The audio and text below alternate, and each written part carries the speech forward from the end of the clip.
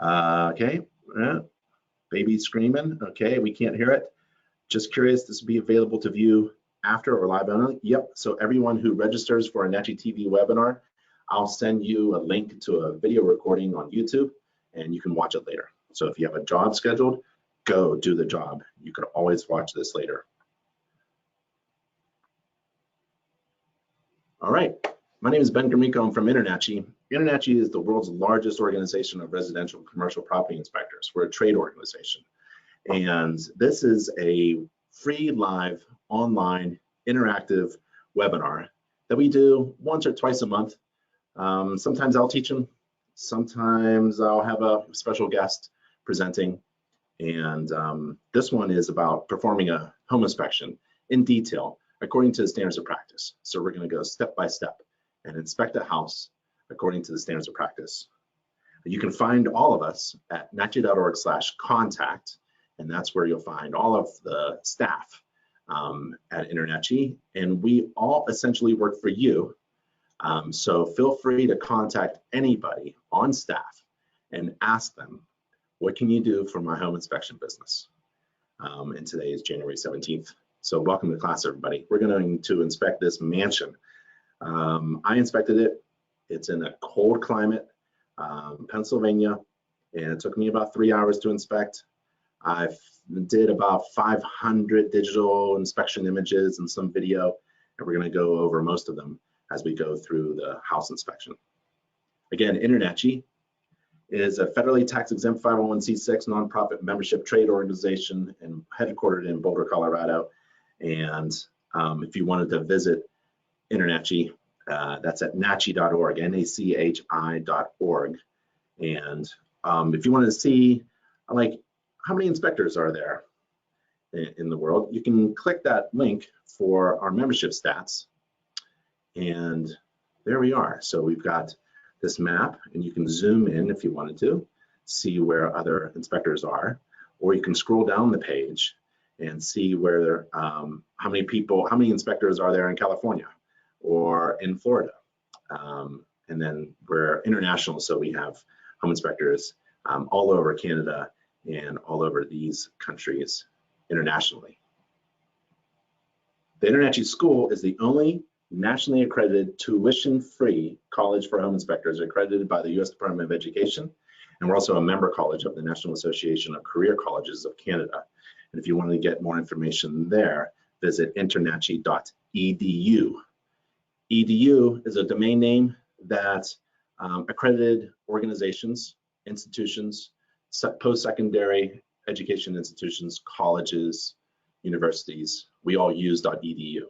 So if you're looking for a school in order to become trained and certified and to grow your business as a home inspector, careful, do research. Not all schools are accredited. Some are, but a .edu is a good indication that that school is accredited. And InterNACHI is a college for home inspectors, and we're also tuition free.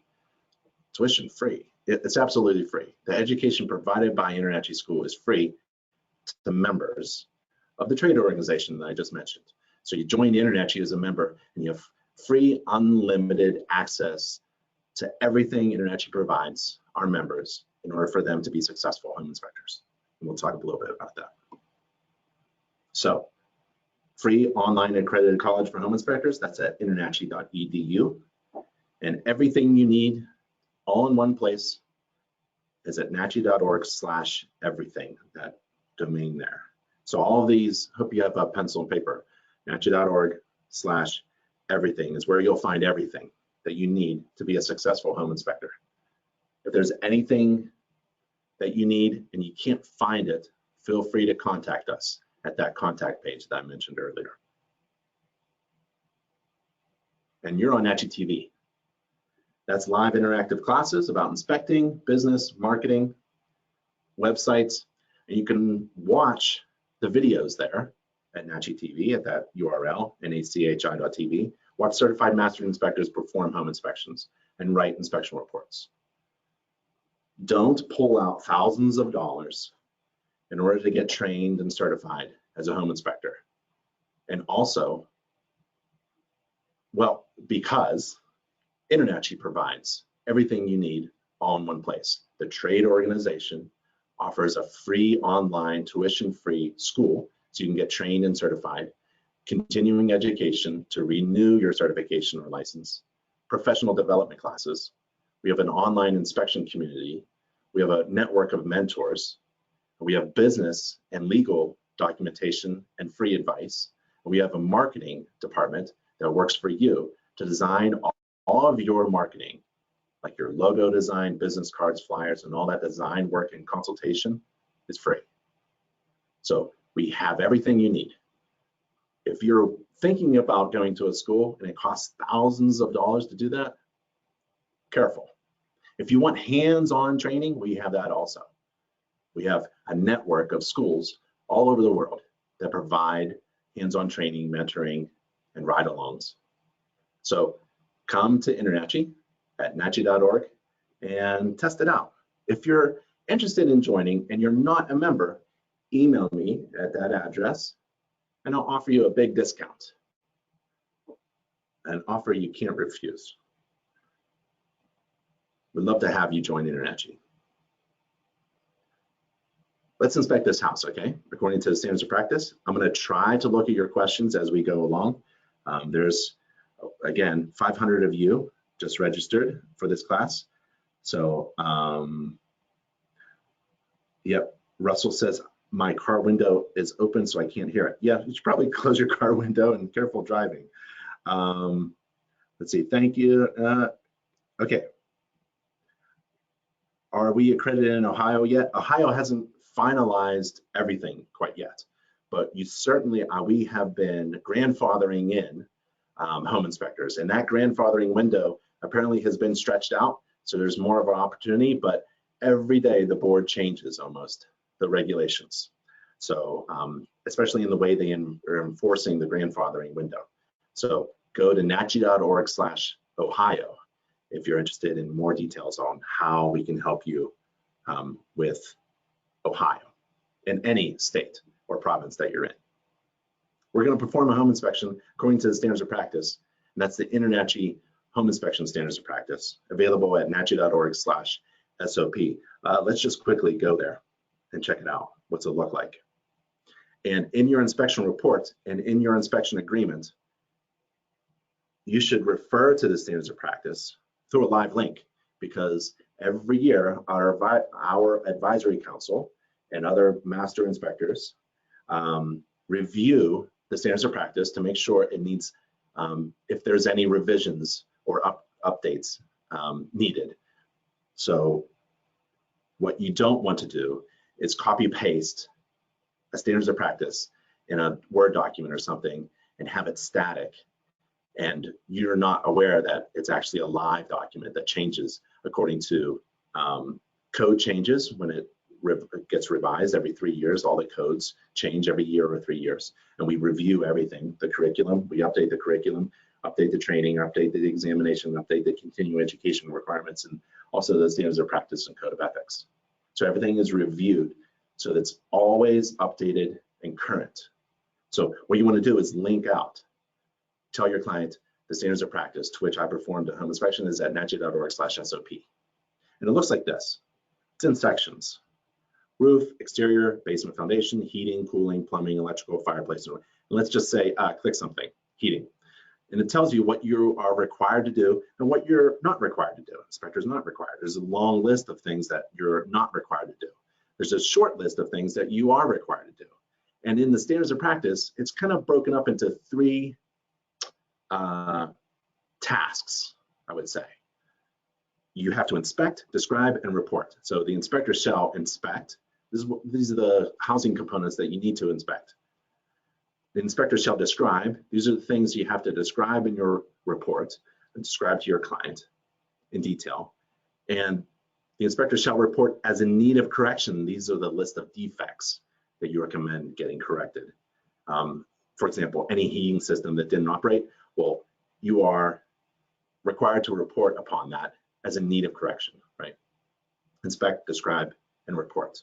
It's very easy, very minimal. The standards of practice is the absolute minimum you are required to do. to perform a home inspection. Now, exceeding the standards of practice, we can talk about that. You'll find that your clients are going to ask you to find problems that are not specifically listed in the standards of practice, and you may need to exceed the standards of practice. For example, one could argue that because the word flashlight doesn't appear in the standards of practice, you're not required to use one. But you'll find that in reality, you have to have a flashlight during a home inspection, okay?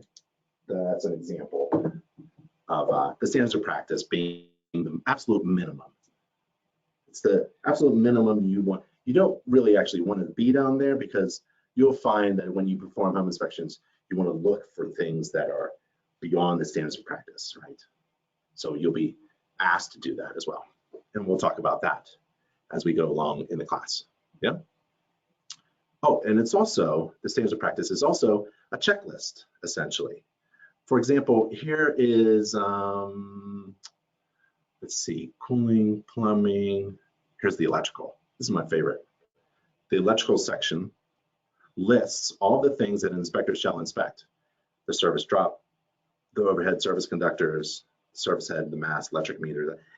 So if you're wondering, what should I inspect during an inspection? Well, the standards of practice is essentially a basic, simple, general checklist of things that you need to inspect, that you're required to inspect.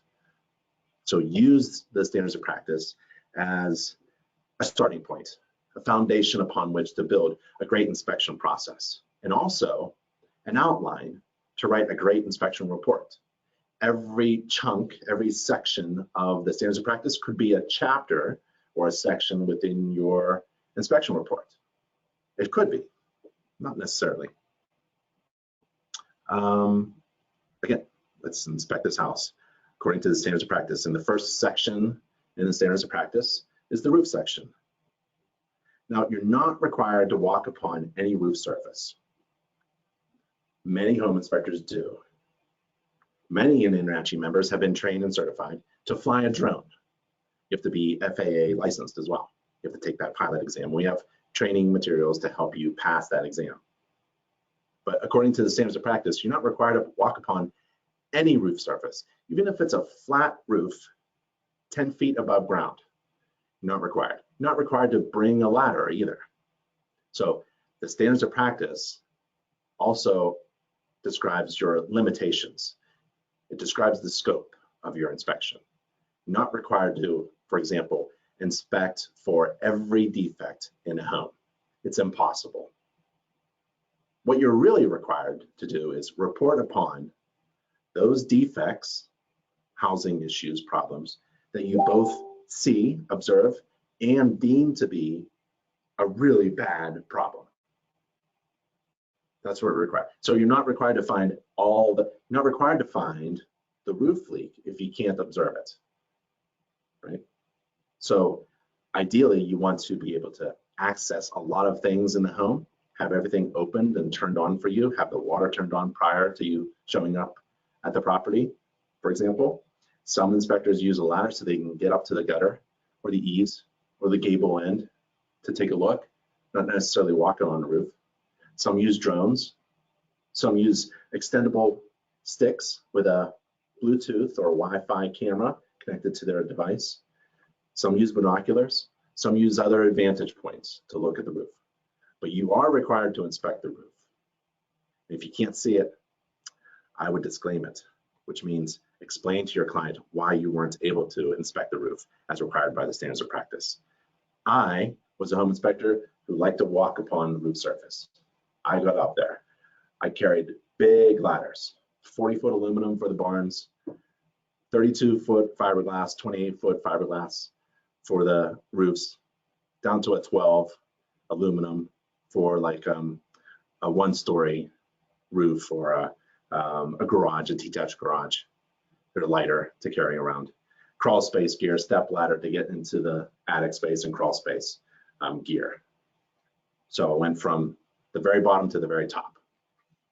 And I exceeded the standards of practice consistently for all my clients, if I could walk upon the roof, so that they knew if they were reading one of my inspection reports and they saw me on the roof, they can expect me to try to get up on their roof, right? And it's also part of my brand. So what you do is you try to figure out what you're really good at. And if you're good at inspecting roofs, you should convey that in your marketing. So if that is part of my brand, which identifies me as a unique kind of inspector, how am I different from all of the rest? How do I distinguish my services from other inspectors in my market area? One way was I tried to walk upon every roof surface. I brought big ladders. That's my brand. That your brand is the answer to the question, why should I hire you instead of the other person? And your marketing is the way you send that message, that brand out. So I communicated this. I always took a picture of my feet on the roof. I stuck it in my marketing in my inspection report, which is essentially the best marketing piece that I could create. So if you're wondering whether to exceed or not exceed, don't worry. We have a really good article for you to read at nachi.org/exceed or not exceed. So these are the pictures that I took during the inspection, and I like to take a picture of just about everything that I'm inspecting. It forces me to inspect everything as much as I can. And I take a picture of every slope, every field, every surface of the roof, and every component that I come across, like this fella, this chimney stack. If you're wondering how to inspect a roof, go to our education page and enter roof in the search field. So we have many courses on how to inspect a roof, and they're all accredited, nationally accredited. So if you go to our education page at nachi.org/education, and in the search field here, type in roof. And on the right, all these roof courses will show up. So I like this one, how to inspect a roof, how to perform a roof inspection. And you click it, and when you're a member, and you identify yourself, and you go through the course, and it's very easy. There are quizzes along the way. There's a final exam at the end. And there's a certificate of completion, and your name is on it and the date. And it's a really nice way to educate yourself, to gain the knowledge, skills, and abilities that you need to perform a home inspection. We also broke it down into systems. So if you are weak at electrical, you can go to our education page and type in electrical and gain the knowledge, skills, and abilities that you need in order to perform an electrical system inspection. Yeah. So we have everything you need. And again, the InterNACHI school is tuition free for members. So join InterNACHI, and that's at $49 a month or $4.99 a year, unless you have a discount code. And then that training that you need to become trained and certified and highly qualified and competent to perform a home inspection is all online and free. According to the Home Inspection Standards of Practice, the inspector shall inspect from the ground level or the eaves, the roof covering materials, the gutters, the downspouts, the vents, flashing, skylights, chimney, and other roof penetrations, and the general structure of the roof from the readily accessible panels, doors, and stairs. So what do we want to do? Let's take a look at the roof covering materials. So that is what we're going to check. And I like to get up close and touch things that I'm inspecting. I often find that when I walk upon a roof, which is dangerous, we do not recommend it. It's not required. It's hazardous. A fall could be fatal. I find things that I wouldn't normally be able to see without going upon a roof. So that's what I'm looking for. I'm looking for those things that I couldn't see from the ground, maybe. And I'm looking at just about everything. And I like to hug the ridge, especially when the roof is steep, so that I can take a look at the roof covering materials and feel very confident when I step down from the roof on my ladder and down to the ground and meet my client because I get to the inspection early and I do the roof inspection before my client even shows up. So I don't take my client up on the roof. So I do the roof inspection.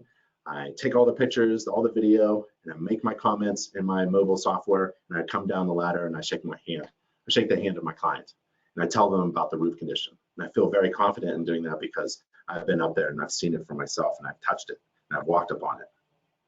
And I talk about the roof covering material. And you have to use the right terminology, especially when you're talking to your client and writing an inspection report. It's a legal document, essentially. It's written in your opinion. So your mouth is a tool for your success. You have to use the right words. You have to use the right terminology. And to help you write a great report, which reflects what you said during the inspection and what you wrote on all the notes that you took. And it reflects also what you know, the knowledge that you have. We have resources for you, and they're based upon code. In fact, all of InterNACHI's training is based upon the most recent code. So, for example, we refer to the 2018 International Residential Code. And if we go there and take a look at definitions, let's take a look.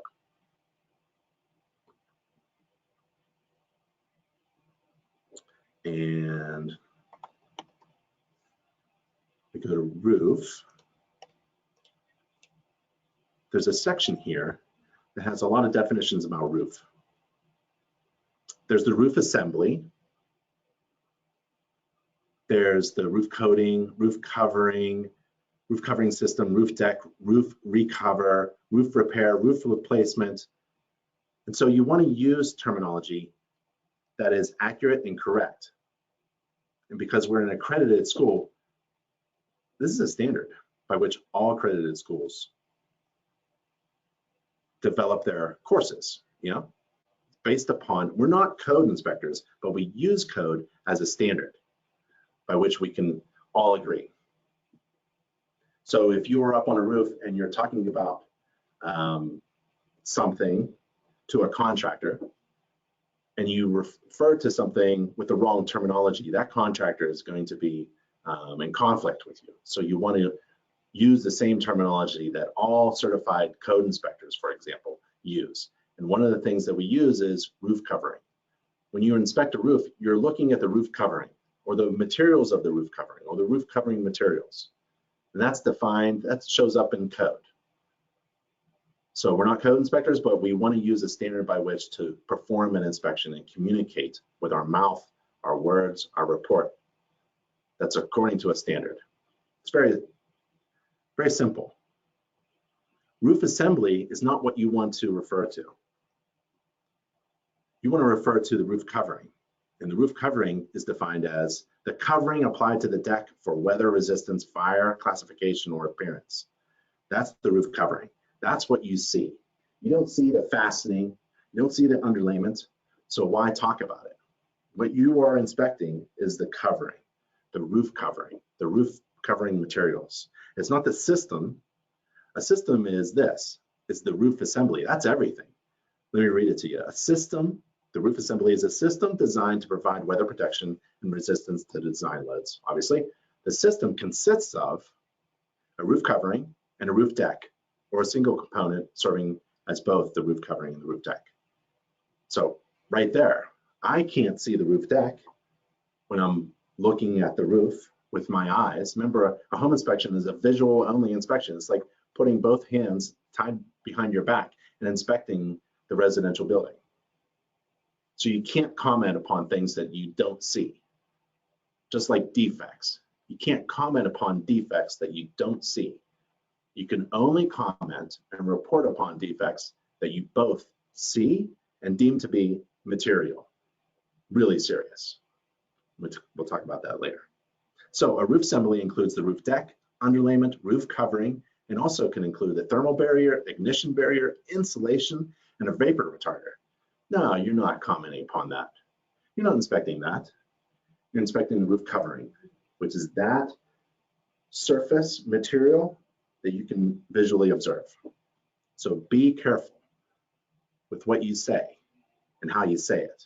and feel confident that that's how InterNACHI's nationally accredited training programs are based upon. Okay.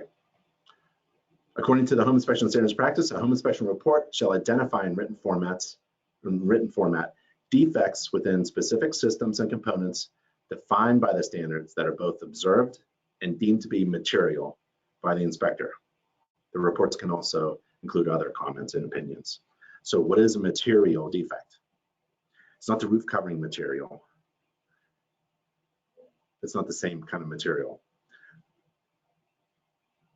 Here's a material defect.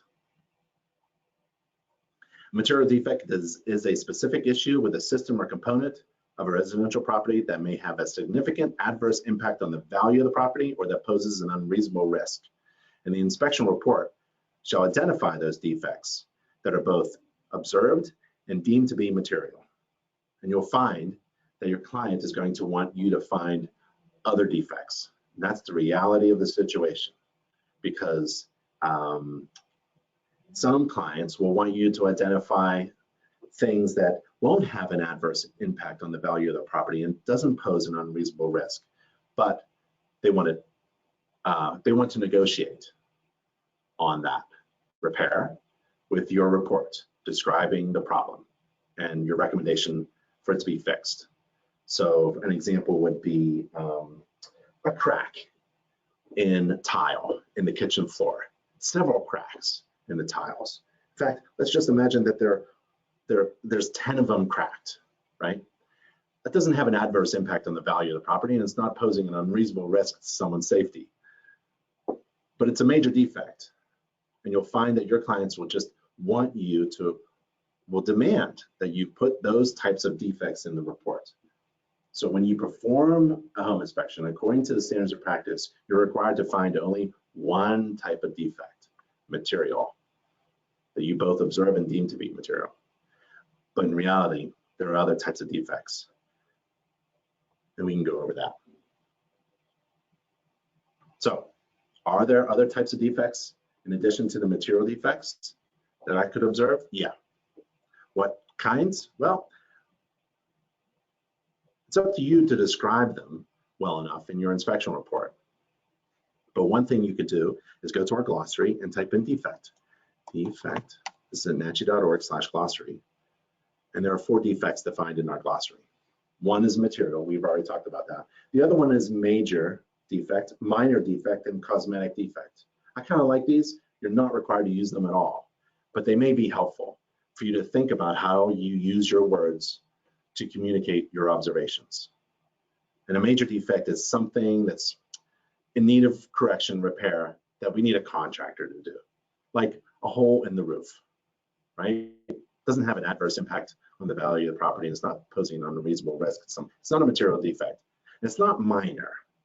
A minor defect is something like a dirty air filter, kind of related to home maintenance, something that a homeowner can do without really any special skills or knowledge.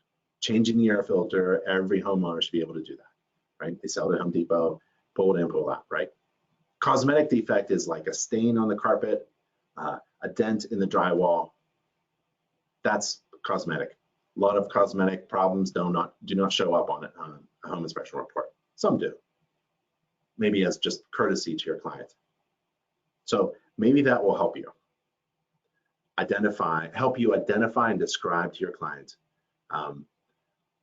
the type of defect, the severity, some kind of distinction between a dirty air filter, a cracked tile, a hole in the roof, or something that's going to kill someone, right? They're all defects, they're all problems. And you can use a lot of words to describe each one. But your clients, I've found a lot of new homeowners just simply do not understand. Is it low priority or high priority? Not necessarily cost, because say a missing GFCI in a bathroom, it's really a safety issue. It's a major defect. It could hurt somebody. It could be fatal, really, if it doesn't function properly and saves. It's designed to save lives. If it's not working, that's a big problem, right? But excuse me, the GFCI itself is reasonably less than $100. So how do you define it? I wouldn't define, careful about cost being your distinction between a major defect and something that's cosmetic.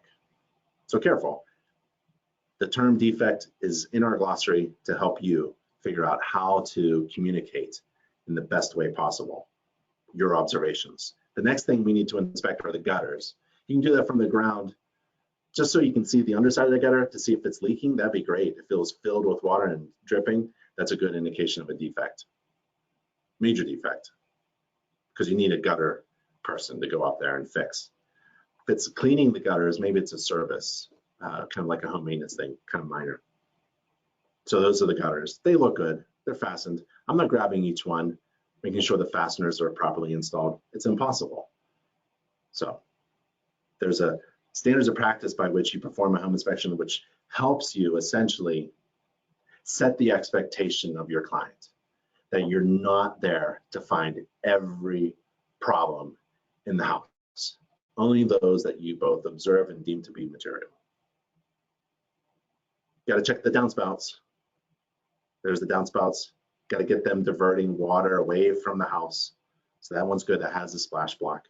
There's the gutter and the downspout elbow right there. There's the downspout, making sure it's fastened.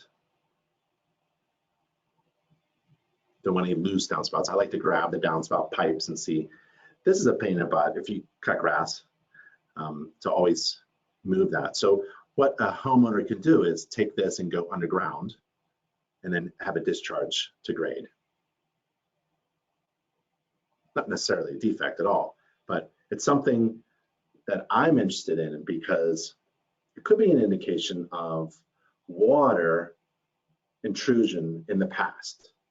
So if you see a homeowner discharging downspout pipes far away from the house using big pipes that are obviously in the way, they're very conspicuous and kind of ugly looking, right? Why would they do that? There must be a need to get that water away. So maybe there was a problem with water intrusion in the past. So I'm going to have my client ask the homeowner or occupant, have there been any problems with water intrusion, water entry, water leaks, flooding in the basement crawl space or in the house itself? So I'm going to use that as an indication that there could be something to follow up on. So to help better communicate particular housing concepts in your report, use InterNACHI's gallery of inspection images and illustrations. You can also study from these illustrations as well. And we have them in English and Spanish. This is rain, and this is drainage. So this is gravel, drainage, wall drainage, flashing, and site drainage. So if you wanted to communicate to your clients particular concepts, if they're having problems with water intrusion with the house, and you're trying to inspect, trying to describe and communicate what you are inspecting in relation to rain when it's a sunny day, maybe an illustration like this can help you, where you imagine water, rainwater, hitting the roof, being collected by the gutters, controlled by the downspouts, being discharged away from so you have site drainage. And maybe if there's water intrusion coming up from the basement, maybe there's problems with the drainage system, the sump pump system, the underground gravel. Maybe there's flashing problems where there's components like a deck or a lighting fixture or a window. Are the flashing tight, installed properly? Is the flashing diverting water away from the house? Everything around the house exterior should be diverting water away, right? In any climate now that climate is changing. So I also want to make sure that it's attached properly. So I'm taking a look at that. And behind that downspout, I see a crack. And it turns out to be just a stucco coating crack. The foundation is poured concrete foundation, and there weren't any structural problems there. But I'll make sure that I pay attention to what I see on the outside and then bring that knowledge and reference on the inside. The next thing I'm required to inspect are the vents. So that's the ventilation, roof vents. That's a ridge vent there, and that's the soffit vents there. So the soffits are at the eaves, the underside. And there's soffit vents there. There's also a vent there, if you can see it. That's probably coming from a bathroom, but I'm not sure. So I'll see if I can take a look at that. There's another soffit vent there, and there's another vent, one of those vents. So maybe the second floor, that's two. So probably the second floor hallway bathroom and the second floor master bathroom have fans in the ceiling, bathroom fans, and they need to exhaust outside by code. We're not code inspectors, by standard best practice. All mechanical exhaust systems for bathrooms need to go outside, all the way outside. And the vents, the soffit vents, I can't really see them from the attic, but I know that they were installed there. Flashing, that's where anything of the roof, remember we're still in the roof section, anywhere where the roof covering meets something else, like a wall. So there's flashing, there's step flashing, counter flashing at the siding there. I try to see, you know, it's impossible to comment upon all the pieces of flashing. There's hundreds of them, but I'm trying to look for anything like missing flashing in one particular area. So that looks good. Skylights, well, we don't have any skylights on this house. Chimney, we do have chimneys. So that's I consider that as a chimney, right? I don't know if there are fireplaces. I'm not sure if this is a big enough chimney for a fireplace, or is it the fuel gas from the heating system, like a gas furnace? Maybe there's a gas fireplace, hot water tank. I'm not sure what's going on, but this is a typical common fuel gas vent, chimney termination. And there's another one. Like, all right. So I need to figure out what's going on here. Do I have two fireplace, two heating system, two like hot water? I don't know. But it has flashing, proper flashing, and a nice cap on the top. And I also have another kind of chimney. It's not really a chimney, but this one is from the fireplace. And there's actually two fireplaces. And this is the direct vent, you could say. And there's the fireplace on the inside. And on the outside is a termination where fresh air comes in and the hot air comes out. Exhaust gases come out. And in the house itself, I have two gas furnaces, gas-fired furnaces. So that's where the vents are, right? So I also probably have a fuel-fired hot water tank, right? So, and I can see that a couple things are combined into one termination, into one flue, type B vent. So if you want to know more about fuel gas vent terminations, chimney stacks, and things like that, take InterNACHI's free online How to Inspect Fireplaces, Stoves, and Chimneys course. Let's go there, take a look.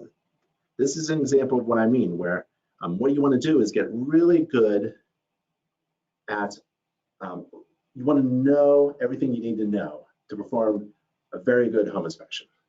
So how do you do that? Let's say you're brand new, or you're a contractor moving into the home inspection field, and you have certain skills and knowledge. Well, you can take our online exam, and that'll tell you where you're weak. And where you're weak, you take training in order to strengthen that weakness. And ideally, a good idea is, what I recommend is find the place, find the training school, the accredited institution, the organization that provides the training for free and online. So you don't have to sit in a classroom for 5, 10, 15 days. Who has that much time to sit in a chair? Maybe you get up and you do something, there's a hot water tank you can touch or something. Or maybe there's 1 or 2 homes that you go through or something like that. That's not going to make you a home inspector. What you need is an accredited home inspector certificate program, right? That's according to a national standard, and it's accredited, which means we prove that when you graduate from our program, you actually have the knowledge, skills, and abilities to perform a home inspection. After you graduate InterNACHI's Home Inspector Certificate Program, you are qualified to perform a home inspection. You are trained and certified to perform a home inspection, because we're a college for home inspectors. Other schools, I don't know. I don't know what standard when you graduate, who knows if you are actually competent performing an inspection. right? You should be nervous. But if you go to InterNACHI, we're an accredited school. You will have the knowledge, skills, and abilities to perform a home inspection. So if you go to the fireplace, so you go to our education page and you type in what, chimney? There you go, how to inspect stoves, fireplaces, and chimneys course. And there's a chapter on fuel gas terminations. We show you exactly what they look like, and we refer to code. We talk about how the minimum height in feet that fuel gas termination should be, and it's according to the slope of the roof. So most vent gas terminations, fuel gas terminations that you'll find will have a minimum height of 1 foot, because most roofs are from flat to 612 pitch. Flat to 612 slope, sorry. And 612 is really, really steep. So that most homes are like 412 slope. Those you can walk on. 612 gets a little steep. And if you see a fuel gas vent termination, it needs to be at least a foot high. That is very different from the 3-2-10 rule for masonry fireplace chimney stacks, right? They need to be 3 feet and 2 feet above anything within 10 feet. So that's a different type of chimney. And how do you know the difference? Don't guess. And don't go to an unaccredited school. Sorry to keep beating on this. You want to go to a training program that will teach you exactly what to inspect and how to inspect it according to a standard. And according to the standards of practice, you have to inspect the roof penetrations. And this is anything that comes in contact with or goes through the roof covering materials that we mentioned earlier, right? So it's the vent pipes. There's the vent pipes there. I can't get to them close enough, but I'm going to zoom my camera in and take a picture. Everything looks pretty good. I don't see any tears or damage to the rubber membrane material there. According to home inspection standards of practice, the inspector shall describe the type of roof covering materials. And so that's asphalt. Asphalt covering, asphalt roof covering, laminated shingle, asphalt shingle, something like that. The inspector shall report as in need of correction any observed indications of active roof leaks. And we didn't find any. Inside the house, I didn't see any. I like to look at the second floor ceilings, the drywall. If there's a water stain, especially before a home inspection, they usually paint that up. If I actually see a water stain, what I'll do is I'll get my moisture probe and I'll probe it, right? So this is a fun tool. So it's an extendable. It has 2 pins. If something is wet, it'll give me an audible signal and a visual signal. So I'm not measuring anything as a home inspector. I don't have to measure a thing. I can just approximate, for example, the depth of the insulation. And this also helps me, let's see if I can see it in the camera here. There we go. Helps me probe through carpeting into the padding, into maybe the basement floor, or the concrete floor, or the wood flooring, the deck, the substrate, something through the carpeting or through the drywall. It allows me to probe, and I can touch a 10-foot ceiling with this, right? Also, that's a really cool tool. Makes me do a home inspection better. Also, this is the killer, an infrared camera. It allows me to see things that I wouldn't normally be able to see without it. And this is a FLIR C2. It's only a few $100 from Inspector Outlet. That's where you get all your tools. Okay, where was I? Oh, so if I see a stained something, a watermark, a bunch of watermarks, or maybe down in the crawl space, dried watermarks, dried mud or something, I'm going to call that out as a problem. And we need to find out if that is an active leak or a dry. Even if it's probed, infrareded, moisture metered, and it's all dry, I'm going to call it an active roof leak until somebody tells me, nope, that was fixed. Sorry, we didn't paint it. Nope, that water mark was from when the house was built and we just simply didn't mop it up. Okay, great. But until then, I'm going to assume, I'm going to decide on the side of my client that it's an active leak and somebody needs to fix it, or tell me that it was already fixed, or tell my client that it was already fixed. So learn how to write really great inspection reports using InterNACHI's report writing resources. You don't have to go anywhere else to learn how to write a great inspection report. We have sample reports that you can look at that are written by certified master inspectors and compare how you write something like a defect, like a watermark. How would another inspector write that up?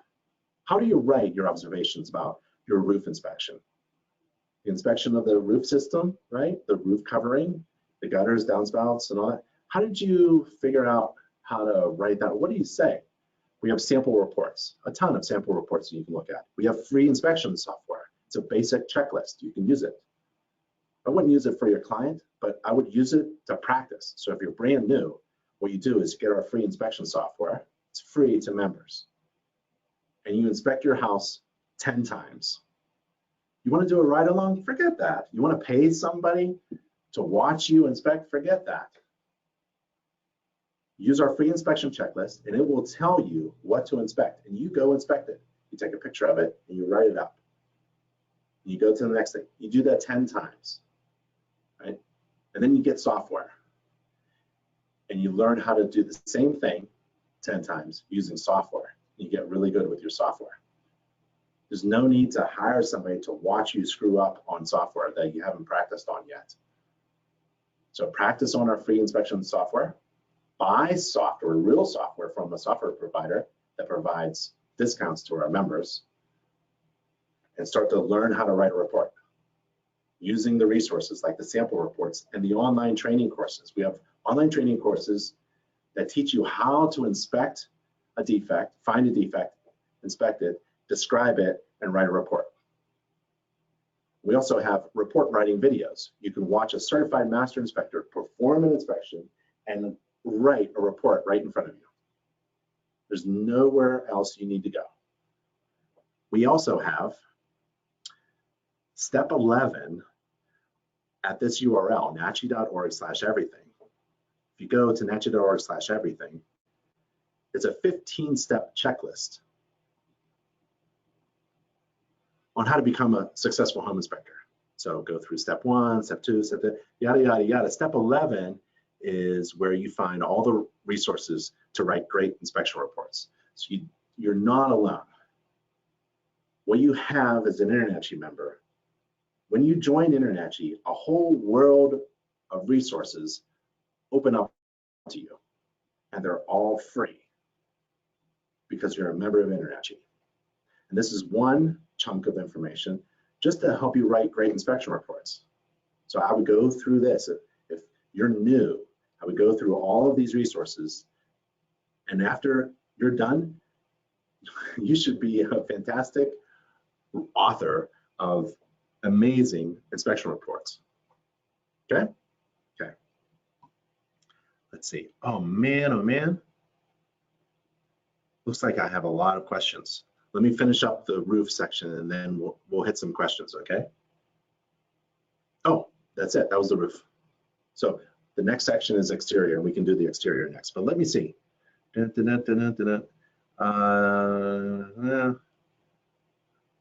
How will students of this class receive the CE credits?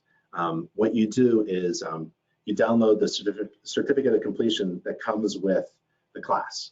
So you'll get an email saying, thanks for attending the class, and you download the certificate. And then as an InterNACHI member, you upload that credit into your education transcript, in your education log. You log it in so that when you print out your transcript, if you wanted to, that's recorded in there. Loud and clear, even tile roofs, yes. So Michael, we have a really good course on tile roofs, on how to inspect tile roofs, and even some training videos on how to walk a tile roof without cracking all the tiles. What is the maximum slope you've walked? I've done some crazy stuff where my clients were roofers and I followed them up on the roof. That's the worst thing a home inspector can do, is follow a roofer on a roof, because they're like deer. They just go right up, mountain goats. 612 is when I get uncomfortable. But I was a home builder before I was a home inspector. I use safety equipment. I've been trained. We have a couple ladder safety courses. So if you wanted to be safe with a ladder, please don't use a ladder without taking the ladder safety course first from InterNACHI. And again, it's free and online. A lot of people are saying that the audio goes in and out. Looks like it's good on my side. Sometimes it's just a glitch. You can refresh your screen or log back in. Make sure your audio is on. Sorry about that. There was, when you registered, there was a little link to test the audio. Maybe you could do that.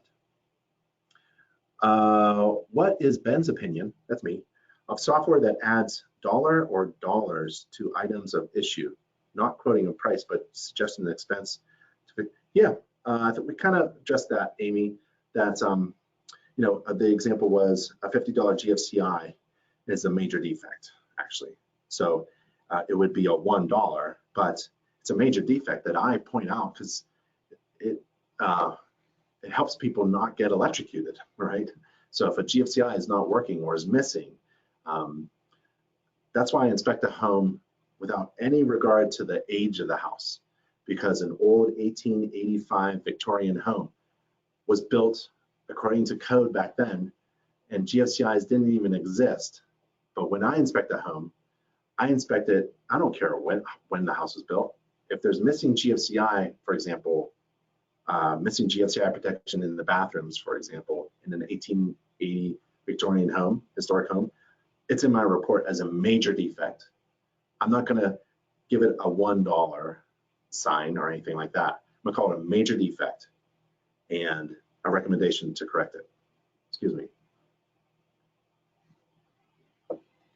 Hope that helped. Ajit, any idea you can give as to how you can judge the age of the roof? Don't. You don't have to. The age of the roof only is clear to me when it is absolutely at the end of its service life, when it's falling in pieces in my hand, when the top granular surface of the material, roof covering material, the asphalt shingle, is just flaking in pieces and cracked. And that's the only time I can say this is an old roof. Everything else is just a guess. So if my client really forces me to guess the age of the roof, I'll take a guess, just out of courtesy. I'll try not to write it down, so I don't want anybody to pin it on me. What I really will do is I'll make sure that in my report, I tell my client to ask the homeowner or occupant about the history of the roof performance. Were there any roof leaks in the past? And that usually starts the conversation about the actual age of the roof and when that roof was installed or last repaired, and why was it repaired. Scotty, referencing the comment about the several cracked tiles in the kitchen floor, you were saying it wouldn't be something to report. I think it was, it's not a material defect.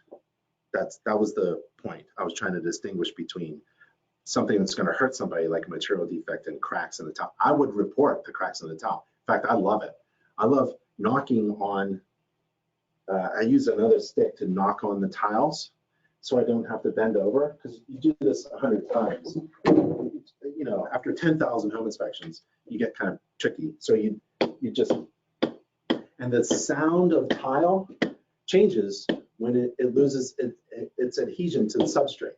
It sounds hollow, and I love doing that. Or with your knuckles, that works too. That's why I bang on the walls of the tile walls of a shower and tub area enclosure, just to see if my hand goes through. And if my hand goes through, for example, because I'm pounding on the tiles, because if I see a cracked tile in the shower too, I'm going to make a recommendation. It's a major defect, needs to be repaired, because it's not a home maintenance item that a homeowner can fix. I'm going to take a picture of it. If my hand goes through, oh, this is fantastic. Some backing in shower stalls are so bad that you can push the towels in and it goes in. It's really bad. I take a picture of it. If I'm banging on something and it falls apart in my hand, if I grab one of those soft brass chrome plated traps under a sink and it crushes in my hand, I don't hide it. I take a picture of it. I found a defect. That's what you are there to do. You're there to break things. If something rotten cracks in your hand. If you grab a windowsill and it's all rotten and your screwdriver goes right through it and you make a big hole in it, that's fantastic. Leave the screwdriver in there, take a picture of it, put it in the report. You didn't break anything. You're there to find problems. If you hit the garage door opener button and the garage door comes slamming down and falls into pieces and all the panels pop off and the wheels fall off the drive, that's fantastic. Good thing you're there. Imagine your client moving in and them doing that. Guess who they're going to call? Last person in. That's you. You're going to be blamed for not reporting on the problems that you found. So obviously, if you find wood rot and your screwdriver goes right through, take a picture of it and report it. So, gosh, I sometimes go off on a tangent. Sorry about that. Model of that probe, go to Inspector Coach, inspectorcoach.com, and click the tool store tab, or go to inspectoroutlet.com, and click the tools. I think they have them there. The probe, that's called a Hydro Shark. Inspector Coach just uses Amazon. You can find Amazon too, but she finds the tools for you already. So just click it. And then this is called a Corona. It's a 3-tine hoe, T-I-N-E hoe. I heated up one tine and straightened it. And the other ones are for hooking things like insulation above a band rim joist, add a band rim joist and putting it back. And the straightened thing is for probing, obviously, so you can probe something and poke it like that. And it's extendable. It's actually a gardening tool. That's beyond the standards practice, though. So if you want to stick to the standards practice, don't use any of those tools. Where can we find extendable probe? Yeah. So Pat, David, that's inspectorcoach.com, inspectorcoach.com, inspectoroutlet.com. Where to buy the tools, probe like this, don't purchase that type of meter. Go to my end, what if client is asking about the age of the roof, right? We already talked about that. Florida insurance forms require us to put the estimated right. So if you're in Florida and certain parts of the country are unique, especially the coastlines, because the weather has changed, the climate has changed, and now the wind is much stronger, frankly, right? So now the problem is, historically, we have homes with roofs that are not attached to the structure and they blow off. Entire roof systems, including the deck and the structural components, they lift off the house, and we don't want that to happen anymore. So down in Florida or on the coastline, you do different kinds of inspections. It's not according to a home inspection, it's according to like a roof certification or a wind mitigation inspection, sorry. And you're looking for how that roof is secured down. It's even fastened and adhered differently according to the standard. There's different standards by which, if you're down in Florida, you perform a roof inspection. Like a lot of insurance companies just want to know about the roof, right? There are other types of inspections, like 4-point inspections, where you inspect only 4 systems in a home and not the entire home.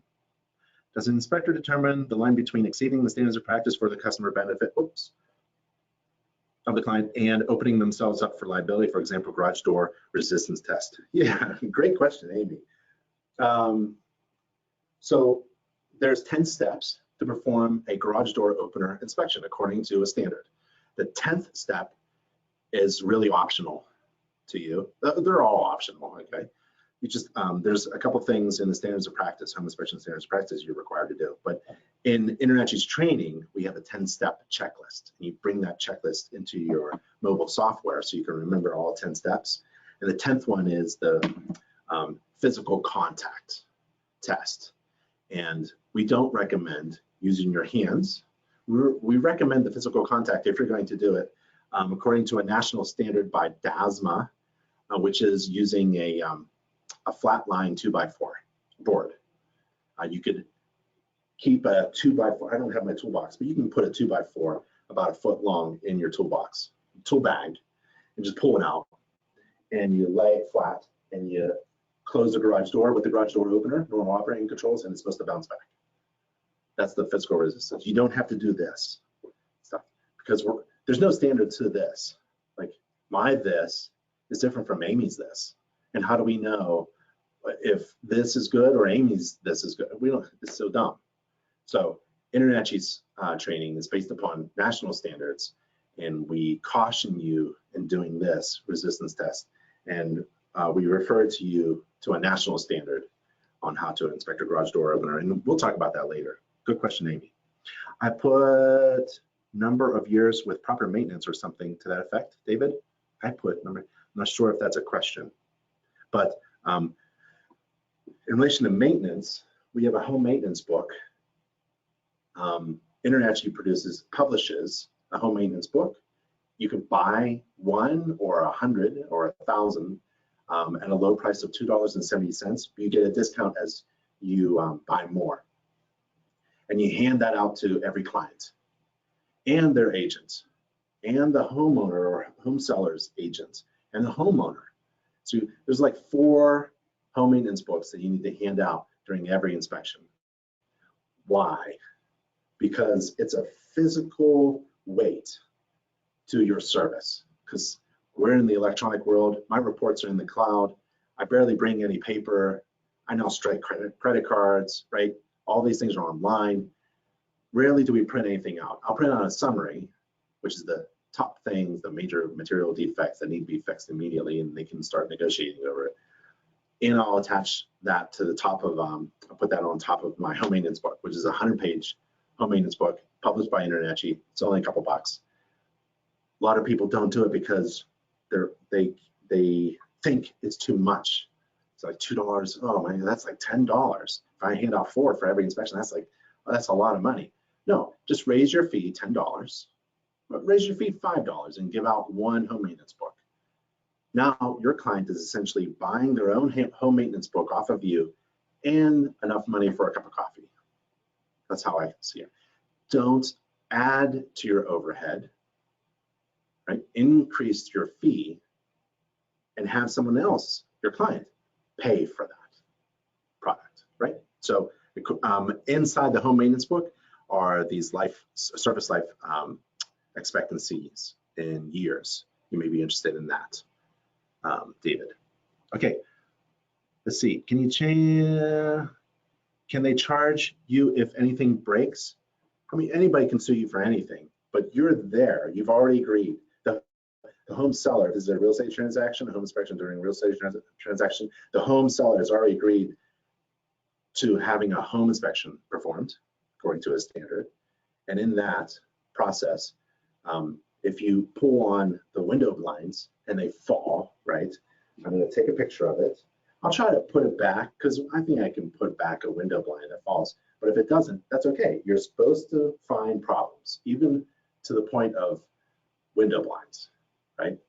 You move a slider door and it falls off its track. It's not your fault, right? You are there to find problems. And this is a problem. When the slider door falls off its track, take a picture of it, make sure it's not going to fall on anybody. You know, the one time well, a couple of times, but one time I inspected a deck from below and the main load-bearing beam was completely rotten. Nobody knew about it because it was capped with aluminum. I went up, I informed everybody, no one is allowed to walk upon the deck because the deck could collapse. It's imminent. I love saying that word. That means it will fall. So if you step on the deck, it's going to fall and kill you, right? So those are the kind of things that I didn't force the deck to fall, but I tagged it as an imminent material defect, a hazard to someone's safety, and I told everybody just don't rock on it. So just because it hasn't broken or fallen, the deck doesn't mean I don't have to put in a report, right? I'm there to find problems, and if they happen to crack or fail in my hand, well, all the better. Somebody should be turning your back looking for a pat on the shoulder. So you're there to find problems. Now, if you break something, right, that's not really part of the inspection, then it's on you. For example, I've done 10,000 home inspections, so I have a lot of examples. I was inspecting something, I forget what it was, but it was behind a TV set or something. I was trying to look at a corner or something, and my head went down, and as my head came back up, I hit this shelf. It's a little shelf, and there were ceramic baby shoes on it, and the shoes fell and cracked. It was just terrible because it was like, whose baby shoes were that, you know? And wait a minute, why were they on a wall behind the TV hung by 2 pin needles? It was like a booby trap, and I'm the booby, and I got trapped, and so I paid for them, right? They were very special and all that stuff. So I made the client whole. I made, sorry, the homeowner whole. So when it failed, right, made a big deal out of it. Apologized, took pictures. I wrote a handwritten letter to the homeowner because they weren't there. I scooped it up, I put it down. I wrote my contact information, left my business card, told them I will pay for everything. I paid for the replacement of it, right? And I made sure that everyone knew about it. Because when you make a mistake and you kind of hide it, like, and someone finds out later, it's no good. So when I made a mistake, I made sure I made the other person whole, and then I told everybody about it. And all the real estate agents love it because later on it worked.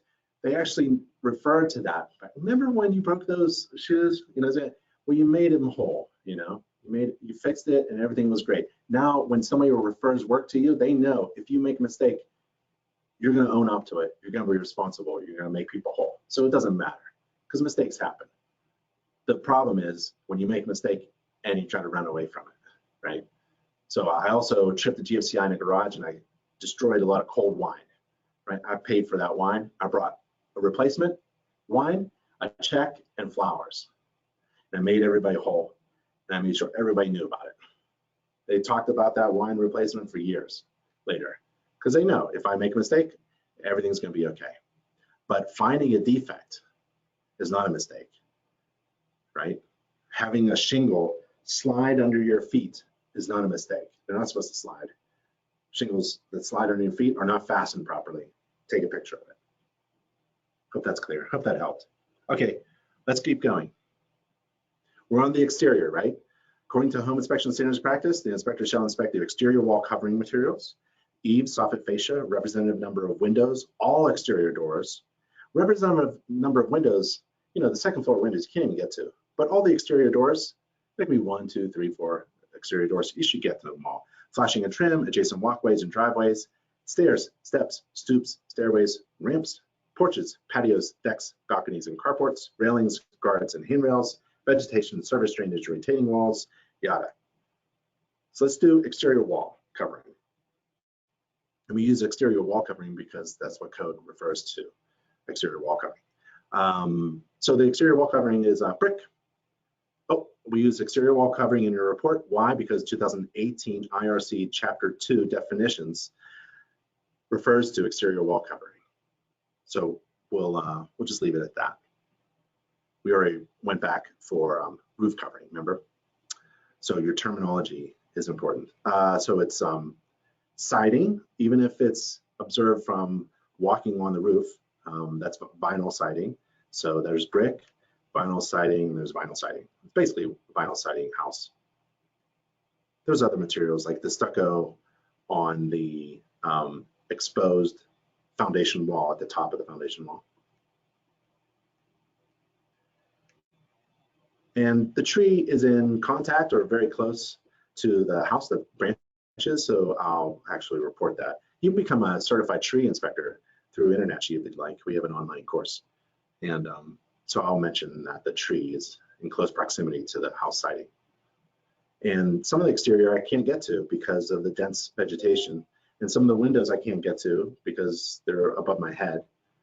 But I'll take a look at the mortar joints of the brick and look for cracking of masonry. When you're looking at masonry, basically you're looking for cracking and plumbness. Looks real good. I like to check where different materials come in contact with each other. So the masonry reacts differently and moves differently, expands and contracts differently than vinyl siding. Vinyl siding is always moving, expanding, contracting, and so there's going to be a little separation. So it would be good to have some flexible sealant there, exterior grade sealant there, where the two materials meet. There's side of the house, you can see the fireplace. There's the flashing there around the curved windows. Looks good. There's a door actually there, not used as a door, but it can be opened up. And at the bottom, I like to see, like at a window or a doorway, I like to look at the bottom left, bottom right, top left. I like to go counterclockwise. And I like to look for wood rot down there and deteriorated paint, and up here, flashing problems and cracking. So it looks pretty good. Oh, behind this grill, what's it called? Where vines grow up, trellis. And behind it, like a chair, a couple chairs, and there's like this ornamental thing. It's just coincidence, I'm sure. They weren't trying to hide the melted vinyl siding, but there's melted vinyl siding there from a grill that used to be there and got too close to the vinyl siding and it melted the vinyl siding. And I'm looking, I like to touch things, I like to show the judge that if I ever get pulled in small claims court, that I got as close to the problem areas that I suspected as much as possible. There's my hand touching the door tread of one of the doorways, exterior doorways. And again, bottom left, bottom right, top left. There's some wood rot and deteriorated paint at the garage door, no big deal, just can be painted up. So again, I'm tapping certain suspect areas for wood rot, and I like to use a combination 6-in-1 screwdriver, and you know, there's all kinds of fittings, and you can use this to take certain panels off of a heating system off, right? So, but I use it as to tap to look for wood rot. Tapping, using it's a great way to find wood rot using your ears after you tap. To help identify house components, we recommend studying the illustrations in InterNACHI's gallery of inspection images and illustrations at nachi.org/gallery. And these illustrations can also boost the quality of your inspection report.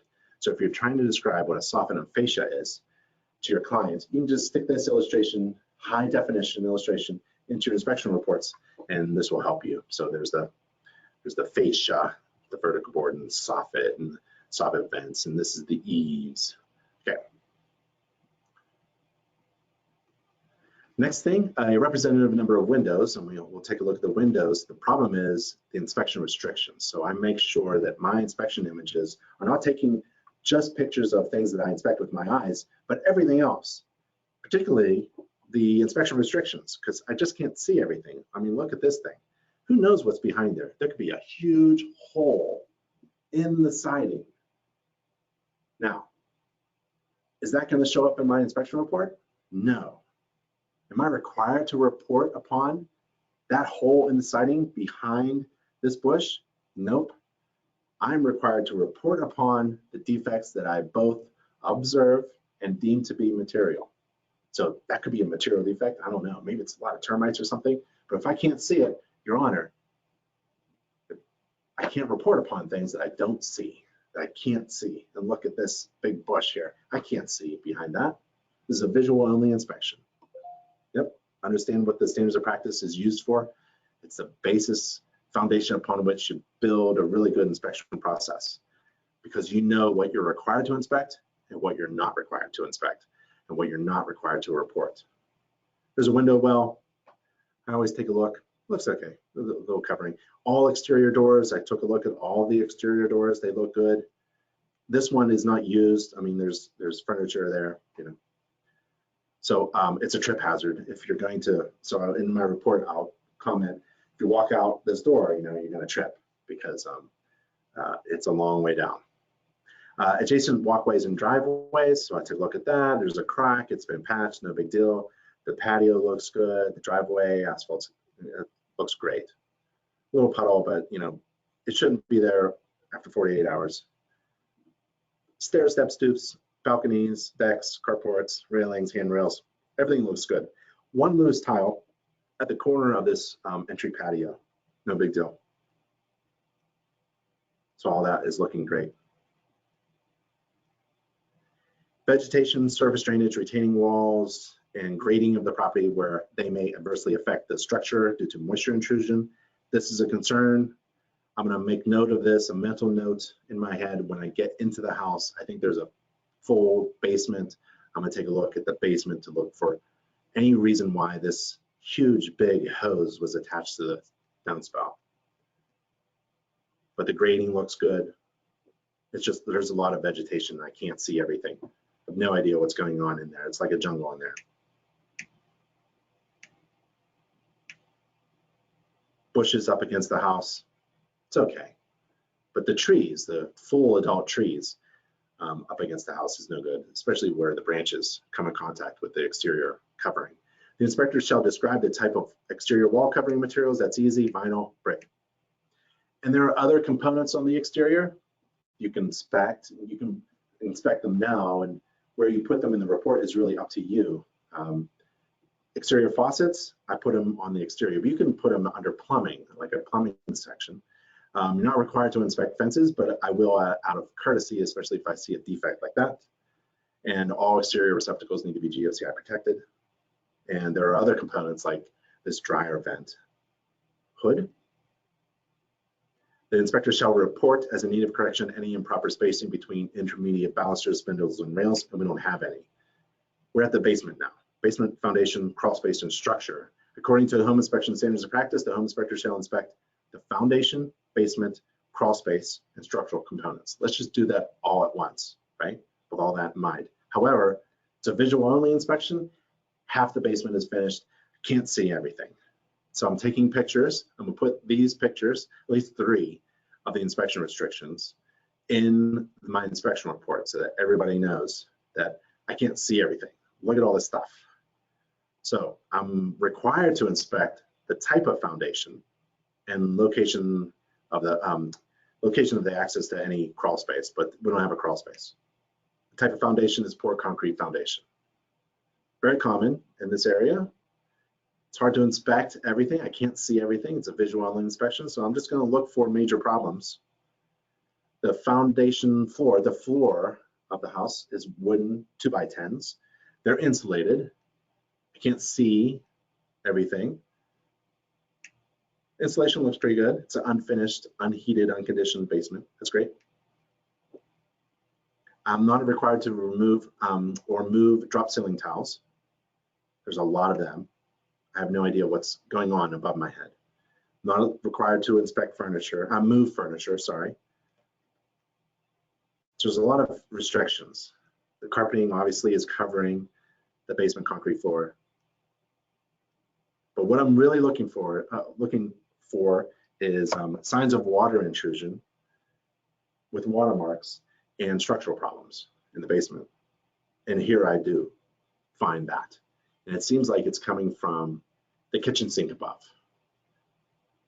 So I have a couple of water lines, plastic pipes, hot and cold, and it's going to a drain pipe. So that's there's something, and there's watermarks below it, and the insulation has been removed. So I'm gonna put this in the report as an observed indications of active roof leaks. And I'm going to recommend that my client ask the homeowner about this prior roof leak, prior plumbing leak, and see what's going on there. I also have a crack in the foundation, and this is just below an exhaust pipe, right, through the foundation. And those two could be related, a duct going through the foundation wall. And that's about all I need to do. I'm going to look for a large opening or a displacement. So I don't want the wall surface to be like this, or a displacement. I don't want the crack to open up. It is a poured concrete foundation, so it has cracked at the weak point, which is okay. There are no control joints. If there's a control joint here, it may have cracked along the control joint, which is okay, because when the concrete dries and cures, it shrinks a bit. So this is a shrinkage crack, pretty typical. However, the watermarks make it different. So I see watermarks. I see efflorescence, which is the salt deposits left behind when moisture moves through masonry and then dries. If you want to learn about efflorescence, we have a training program about efflorescence and a couple inspection articles about identifying moisture intrusion in masonry and efflorescence. So I'm going to put this in the report. See, it's nice and tight. The crack is nice and tight as it goes down towards the footer. So it's a typical hairline crack. In fact, the crack actually just disappears before it gets to the footer. So typical crack, but the concern is there's water. And I'm sure it was just coincidence that they put stuff in front of the crack, like the window screens. So I'm going to put that in a report as an active roof leak. Sorry, as an active leak, moisture intrusion through a hairline crack of the foundation wall below the duct. So I'm going to take a picture of that. And somebody needs to come in. It's probably going to be an easy fix with epoxy sealant. So they're going to squirt some glue into that. The epoxy sealant is a structural bond between the pieces of concrete, and it's actually stronger than the concrete itself. So I'm looking for water intrusion. Remember those downspout diverter pipes going far away from the house? A little bit of a concern there. So I'm looking for reasons why. And here's a reason. So I don't see any watermarks on the wall, but there's dirt on the floor, as if dirty water was on the floor and the water evaporated and left the mud. So you can see, like, they didn't mop it up or anything. There's stuff, furniture on the floor. The bottom pieces here are not wet. They're not rotten. They're not watermarked. There's particle board here, which absorbs water very easily. It's not dry. It's dry. It's not been damaged or watermarked. So this could be something in the past. I don't care. You know, I'm not there to diagnose problems. I'm there to report upon problems that I observe. And this could be an indication of active leak or a prior leak. And I'm going to write that in a report, and we want further information. Don't need to be an investigator, a diagnostician or something. You don't need to diagnose the problems. You do need to report upon the problems that you find, though. There's cardboard boxes. If the bottom of the cardboard boxes down in the basement were deteriorated and damaged, yep, that's a good indication. But it seems like this is from when the home was built, but I don't understand why the builder didn't wash it off completely, seal the basement floor, or the homeowner didn't clean up. So I don't know. This is as far as I want to know, though. I'm just going to report upon the things that I see and ask for further information or correction and repair or something like that, or monitoring. This is a moisture meter. So again, I'm probing again through the carpeting of the basement along the exterior walls, looking for any kind of moisture indications. I'm using my extendable 3-tine hoe to move insulation, looking for water marks or water intrusion. To get your inspection tools and equipment, go to inspectoroutlet.com and click the tools tab on the left. Go to inspectorcoach.com and click the store tab on the top.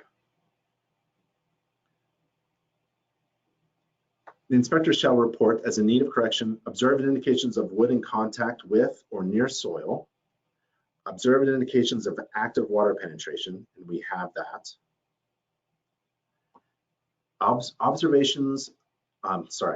Observed indications of possible foundation movement, such as sheet rock cracks, drywall cracks, brick cracks out square door frames and unlevel floors. We have foundation crack.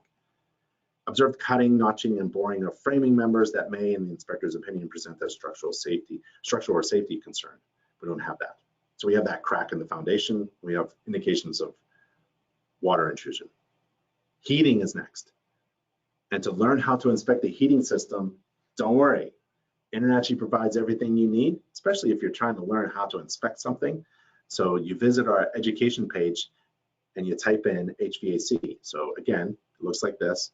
Go to our education page, use the search thing and type in HVAC.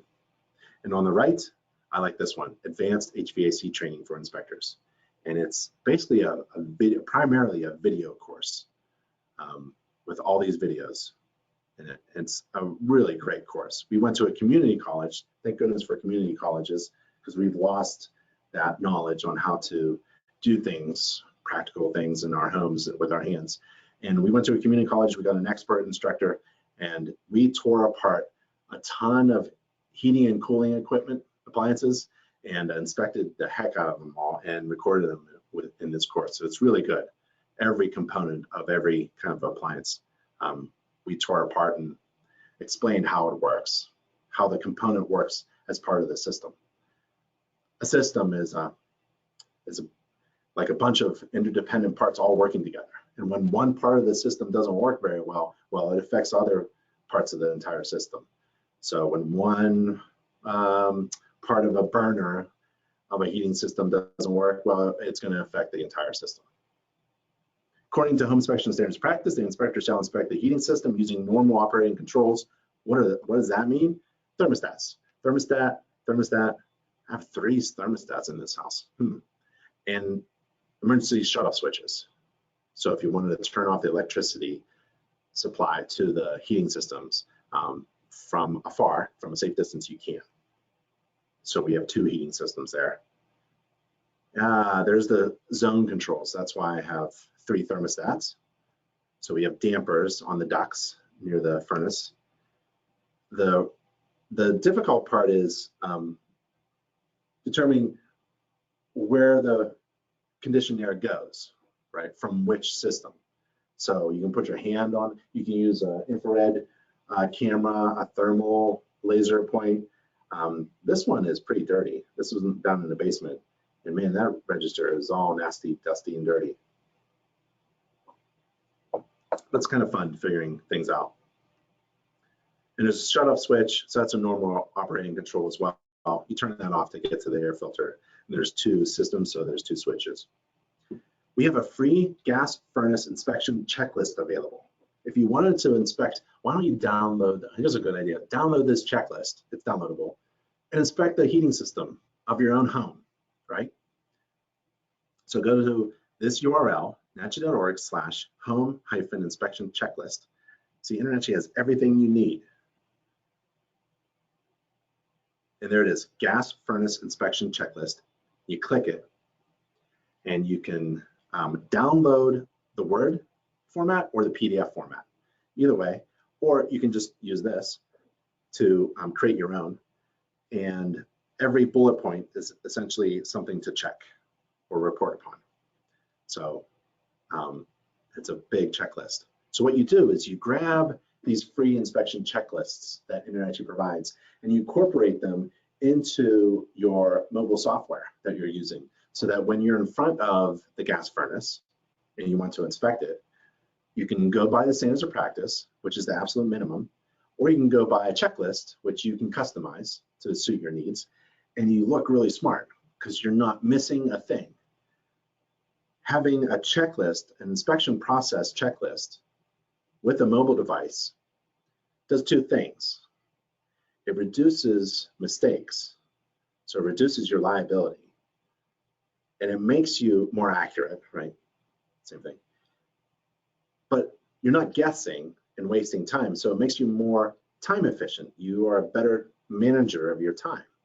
So you increase your efficiency and you make more money.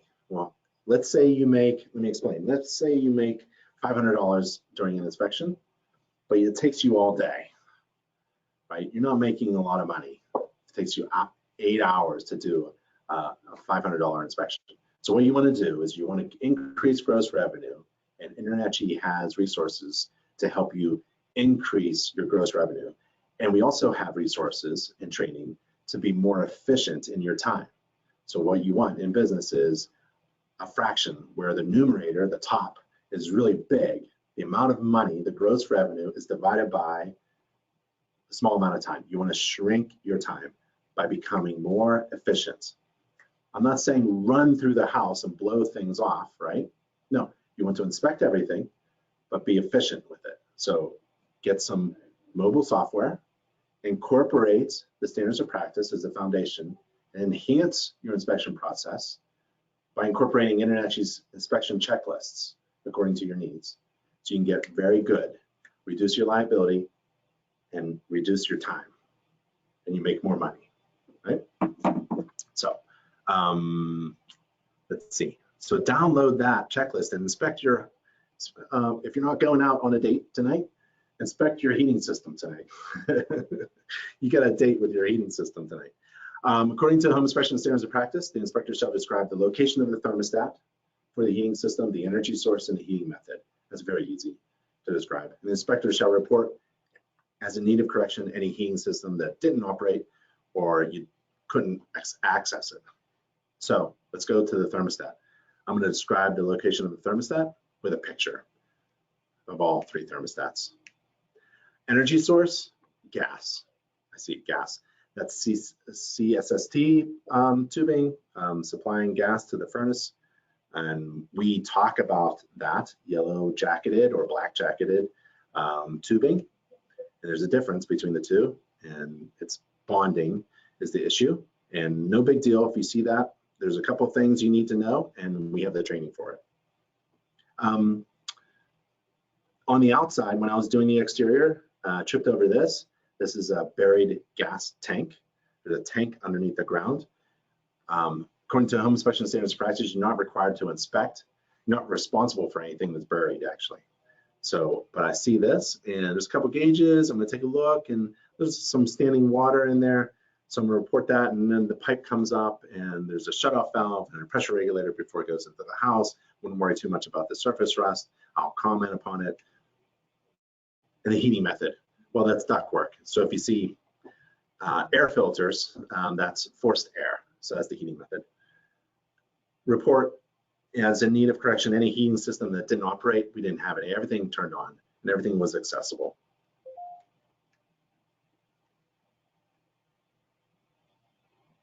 So I'm going to take a look at the controls, normal operating controls of the heating system, each one.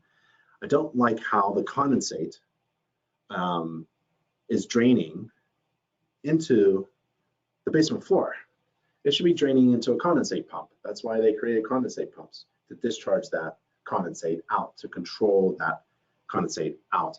In the summertime, gallons of water can be produced by the air conditioner, and it drains, and it's supposed to drain what? Through a hole into the gravel, drainage gravel. Remember that, the Spanish terminology of drainage gravel in the illustration from our gallery? It's supposed to drain into that, and then what happens after that? It goes into what? Is there something? There's no sump pump. It just goes what? So if you wanted to finish the basement, you're dumping 2 air conditioners running in the summertime, dumping gallons of water underneath your basement floor, and you have a finished basement. Really? Nope. So it should be collected and discharged outside properly.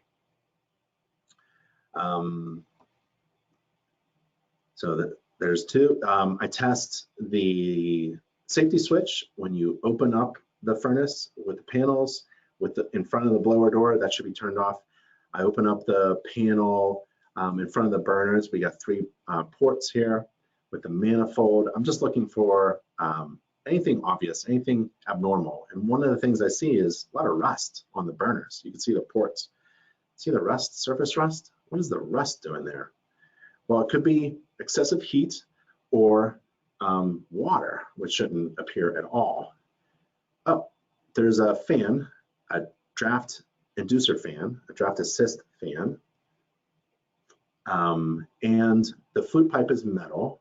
So I have a draft fan with a metal flute pipe. That means it's not category 4. It's not a condensing furnace. There isn't any condensate that's supposed to be produced in the exhaust connection pipe coming from the furnace, the fuel-fired furnace. This is a category 1. Now, what are these categories? We'll go over it, but it's not supposed to be condensing water, but I see this. Mineral deposits coming from water, condensate in the flue pipe. That's a defect, improper combustion, could be a venting problem. I want an HVAC technician to further evaluate, because not only do we have indications here that I observed, but we have rust and corrosion below. So we have a major defect.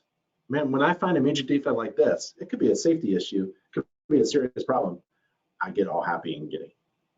because I'm charging about $500. I'm thinking, man, I found problems on the outside, the exterior, the structure. Yep. Now I'm bringing incredible value to my client. That's what I'm trying to do. I'm trying to overwhelm my client with incredible, valuable information. Because in business, if the general rule is, if the perceived value is much greater than the cost, then it's a good decision. It's a good product or service, right? That's what I want to do. I want to overwhelm my client with so much information that's so valuable to them, they feel good about my fee. That way I can increase my fee. That's one way to increase your fee, is to make sure that you are providing incredible, overwhelming value to your clients. There's several ways you can do that. And we teach that in our business and marketing courses. Can you identify the furnace type or category or efficiency?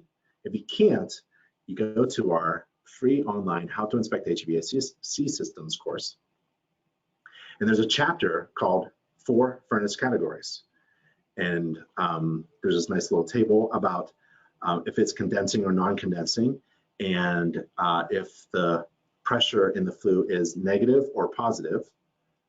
And there's category 1. Category 1, old furnaces have a draft hood, and they just don't make them anymore. So if you find a furnace with a draft hood, it's beyond its service life expectancy. It could be replaced. This one has a draft assisting fan. Remember the fan on our furnace? Well, here's a nice little illustration. What it does is it sucks air through the burners, through the burner chambers. The combustion gas goes through the heating system, and the draft fan essentially pushes the exhaust outside, right? So that's a mid efficiency. They're about 80% efficient. And if you see a draft assisting fan, that's category 1, 80% mid efficiency fuel fired heating system. Category 4, category 2 is commercial stuff, and category 3 is oil furnace things. Category 4 is very common too, because it's high efficiency. We're in the 90% efficiency or greater, which means it burns, it uses most of the fuel. Very little heat is and fuel is wasted up the flue. And there's a secondary heat exchanger to grab that extra heat, and in doing so, water condenses inside the exhaust flue vent pipe, and so you'll find plastic pipe for the vent. Okay, so if you wanted to learn about identifying the type of furnace that you're inspecting, you should be able to identify the type of furnace or the category or efficiency, so you can speak with your mouth words that will be written in your report that are technical and accurate. Make sure you go to the right training program. So there's the blower and all the controls. I have condensate dripping out of one of the air conditioner pipes, and it's actually dripping wet. That's my hand, and it's wet. So that's why the other furnace has rust and corrosion on it. So that's a major defect. I'm gonna get that inspected by an HVAC technician and corrected. There's a humidifier in the wintertime. If you want to humidify your air, you do it like that. That needs to be replaced. All the filters need to be replaced every year. And that also drains into the floor. So in the wintertime, there's gallons of water draining into the basement floor. It's just not a good idea. It's just a cheap thing from the builder. Cheap way to handle the condensate. There's 2 duct dampers to control the heating and cooling. And speaking of cooling, according to the Home Inspection Standards of Practice, the inspector shall inspect the cooling system using normal operating controls. And it's just like the heating system. Describe the thermostat location and the cooling method, and report any cooling system that didn't operate or was deemed inaccessible. So on the outside, I take a picture of the manufacturing labels. I don't put them in the report, but I may use them later in order to figure out maybe the age or the size, or if there's something wrong, or if somebody needs to refer to something. Electrical service switches, within sight of the unit. The electrical lines, the conduit, the liquid line, the suction line is insulated. The base is fine. The fins are not damaged. Looks pretty good. I just don't like the condensate. Plumbing is next. Let's see. Do we have questions? I'm not sure. Amy says, I'm not trained for mold or asbestos, or if I suspect mold or the house is of the age for possible asbestos, what do I put in that as high priority or low? You can become a certified mold inspector through InterNACHI. We have a mold program, a training and certification program. You get a logo. You can perform a mold inspection. And we have connections to laboratory resources. The world's largest laboratory is ProLab down in Florida. We have a connection with them, a partnership with them, and they can get you equipment. What I did was I had the equipment to perform an entire mold inspection, but I carried, sorry, I keep looking around for my tool bag. I don't have it with me. I carried a swab sample. So if I suspected mold, I turned around to my client and said, while I'm here, I want you to know that I observe some areas of moisture intrusion or some mold, or so there's something going on there. If you want to confirm that it's mold, I have to swipe it because who knows? It could just be something dirty. So if you wanted to tell your client that it's actually mold, you have to ask them permission. Would you like me to, while I'm here, it's a good way to start off selling ancillary profitable services. While I'm here, would you like me to swab for example? While I'm here, you want me to do a radon test? While I'm here, would you like a mold sampling of the entire home? That's one way to sell ancillary services, using the terms, using the phrase, while I'm here. And we also have, in our marketing department, you can order a pack of rack cards that help you sell ancillary services. And that's one way to increase your gross revenue. Not just to do a home inspection, but to do a home inspection with a radon test and a mold sampling.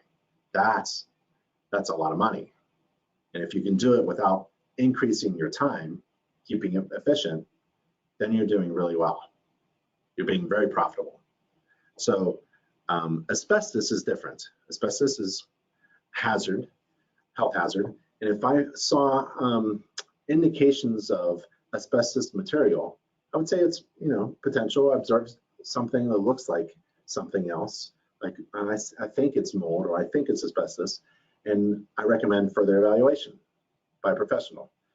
Can't take asbestos sampling, can't take lead sampling, although I was a EPA certified lead hazard risk assessor. So if you're not trained and certified to take sampling, don't. But I would write my observations that I observed indications, right in past tense. I observed indications of possible mold growth. And I advise my client to take a mold sampling. And then you can have them actually sign something that says, I refuse to take a mold sampling, even though my home inspector found it. Do you encourage anyone to obtain a license to do wood destroying insect inspections? Yes, especially if it's regulated in your state. What states do is they regulate pesticide applicators, and those pesticide applicators are essentially the termite treatment companies, and they do not like home inspectors who perform the visual only inspection. So some states, like Florida, you're allowed to inspect for wood destroying organisms. You just can't identify the actual bug. You're not an entomologist, and you're not a licensed pesticide applicator. So you're not spraying chemicals, but you are performing a home inspection according to a standards of practice. And part of that service is to identify anything that damages the structure, especially the wooden structure of the home. And what damages wooden structure? Well, moisture, mold, and bugs. So you can include that in your report. But if it's regulated and you're not quite sure, take the state test. I did in Pennsylvania. Yep. It's administered by the local office of the Department of Agriculture, typically, and they'll give you preparation materials. You study it and then you take the test. So you can write out a form with your license number on it. Before I'm looking at the questions. Mike says, the problem with that, I'm not sure, is what everyone says, just raise your fees. However, you can only raise so much, and everyone is in the business of selling. Yeah, so we have a really good home inspection business course, which includes a couple chapters on marketing strategies. We also have a marketing department. We also have marketing videos, business resources. So one of the things that you want to keep in mind is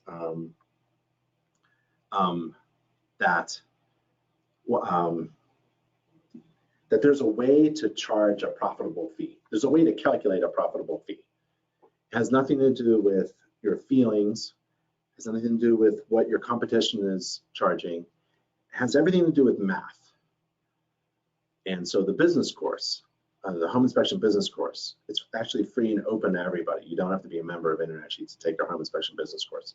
There's a calculation that you have to go through.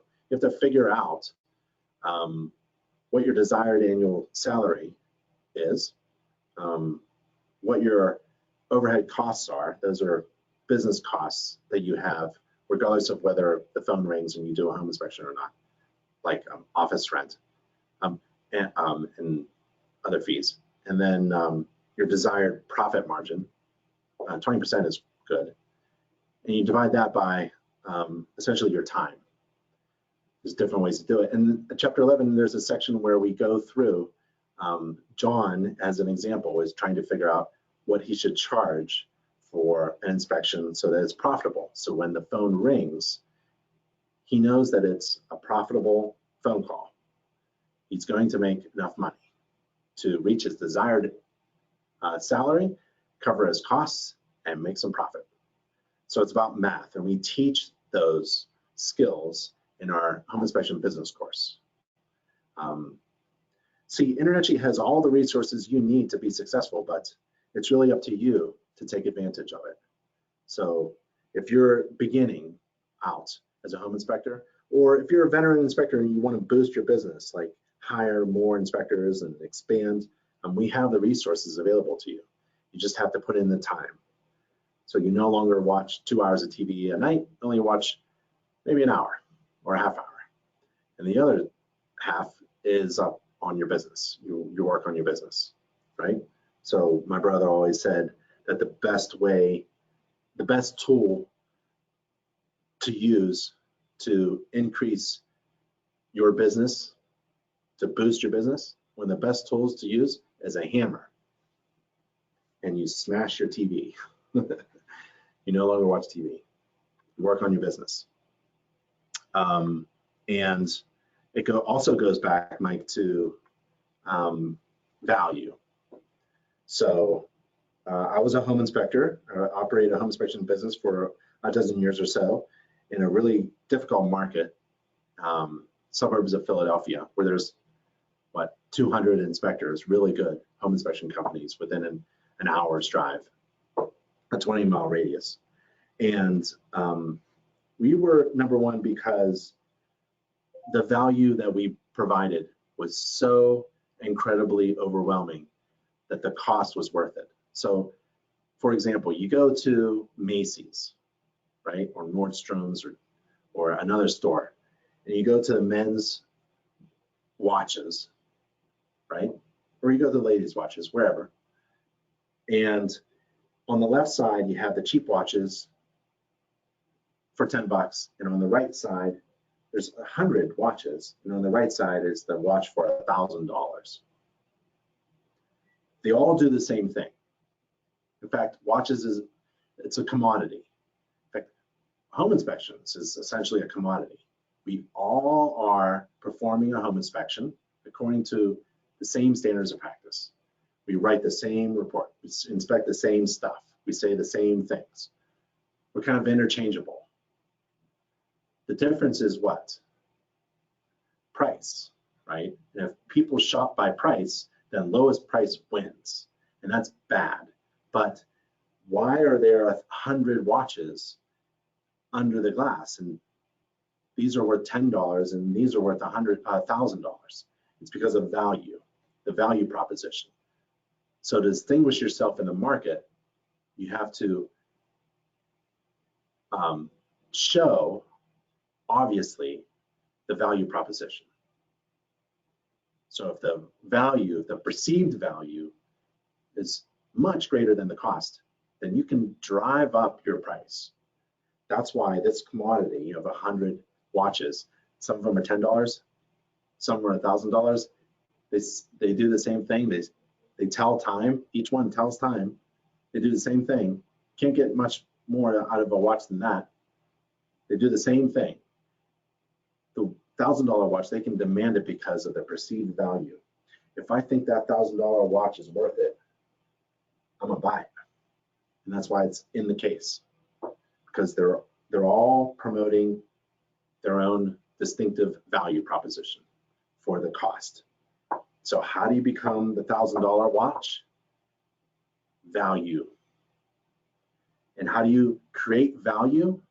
You have to work on your brand. You have to distinguish yourself from all the rest. You have to figure out what you do is different from all the rest. And we teach that in our marketing team, in our consultation services, in our home inspection business course, and our marketing research resources. So we have everything you need in order to increase the, don't get bogged down by the home inspectors at the chapter meeting who are, you know, complaining about the phone not ringing, right? You ask them, well, have you taken advantage of all the InterNACHI resources to boost your business? They'll probably say no. So you be quiet and you take advantage of the InterNACHI resources and boost your business. Drive that demand up by providing overwhelming value so you can increase your fee. There's a method to increasing your fee. A lot of questions. I'm just going to go through a couple, including picks. Should have read including picks. I don't understand what that means. I had a window far and break and cost me $48 to fix. Yeah, I once went to an InterNACHI chapter meeting and someone told me, a home inspector said, I turned on the dishwasher and it leaked all over the floor. We're all listening, you know, I'm on the edge of my seat. He said, I know, and I resolved the situation. I'm like, wow, I wonder how this inspector resolved the situation. You know, I wonder how the InterNACHI group does it. You know, how do they resolve this situation where you turn on a dishwasher and it leaks and it breaks and it floods the entire kitchen with water? How do you do it? He said, I replaced it. I paid $600 and I had that thing replaced by the next day.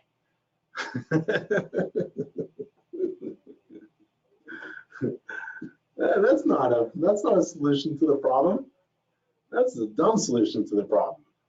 That's a solution to get you out of business, where you pay for things that break during your inspection, right?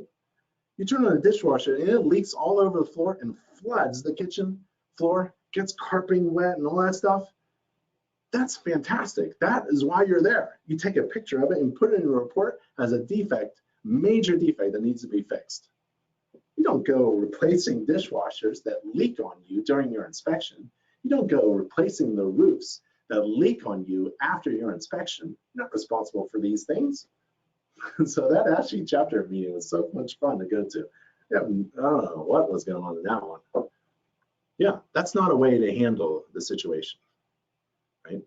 You're there to find problems.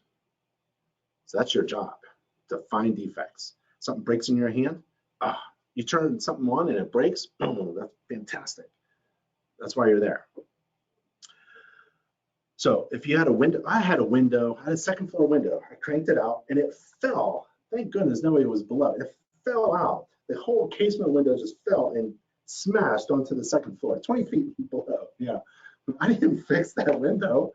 No, I put in a report. Oop, wow, cranked open the window and it fell out and crashed. It's fantastic. Yeah, I didn't pay for anything. Russell, looking at a house from outside, how do you tell the difference between a block foundation and a poor concrete foundation? Yeah, just experience. You know, there's certain key things you look for, you know. It's very difficult, but after a while, you understand. You even know what the neighborhood is like because, you know, you've been going around the neighborhoods that are being built and just waiting. you know, to market yourself in that. So you know an entire neighborhood is built out of concrete block or poured concrete. I see children playing in the basement. Would you mention anything about opening fiber lessons? You know, there's a lot of things that you could put in your report. So there's an entire program about, InterNACHI has an entire program called the Healthy Homes Inspector Certification Program. So you can go in and promote yourself as a certified healthy homes inspector. There's a lot of training involved, but there's a checklist, and at the end of your service, you're essentially helping someone determine whether there are unhealthy aspects of the home. And one of them is indoor air quality or indoor environmental hazards, things like that, something that could be friable in the air and float and get into your lungs. And so exposed insulation is part of that. You could be, I wouldn't comment upon anything like that unless you're trained and certified. And InterNACHI has those training and certification programs. Good question, James.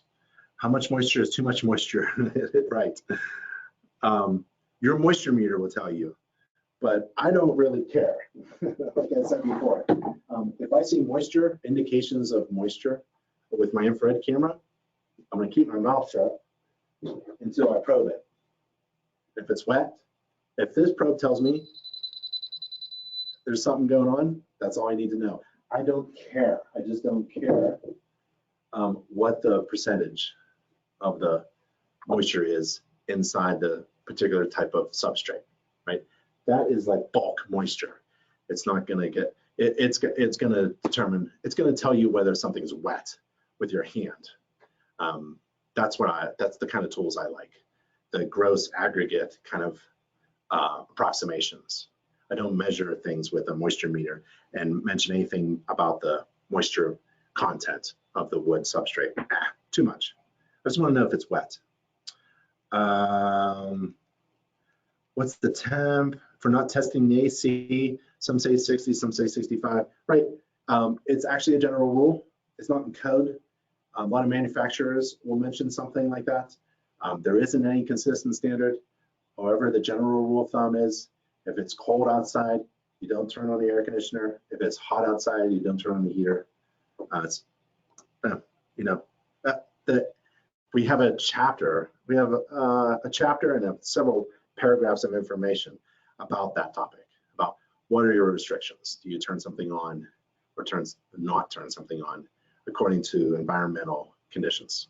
So I would say refer to InterNACHI's HVAC course. Can you always test both the AC and temperature difference? Yeah, so I always turn on both the air conditioning and the heating system.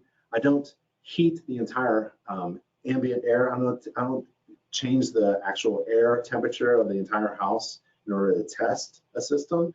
I basically see if it turns on and goes through the entire cycle. And that cycle is described, for example, for a gas furnace in the free downloadable gas furnace inspection checklist provided by InterNACHI. We go through the cycle. If anything is abnormal, I put it as a defect. Then I turn on the air conditioning, and there's a cycle for that. So you have to know how the components work and how the system works in its cycle so that when you turn it on using normal operating controls, a defect literally just jumps out at you because you've been trained on how things are properly installed. And you've also been trained on how to identify defects, like the common defects, like a rattling fan, a blower fan, obviously, is a common defect. And it sounds like something, and it looks like something, and you just put it in a report. But you won't be able to tell that unless you actually turn on the system and let it run through the cycle where it's circulating air, for example, in a furnace. So I try to turn on everything, but I'm not trying to change the temperature of the entire house. Stevens, where to find it? You email me for a discount if you want a discount to join InterNACHI, and this is only for non-members. ben@internachi.org. Okay.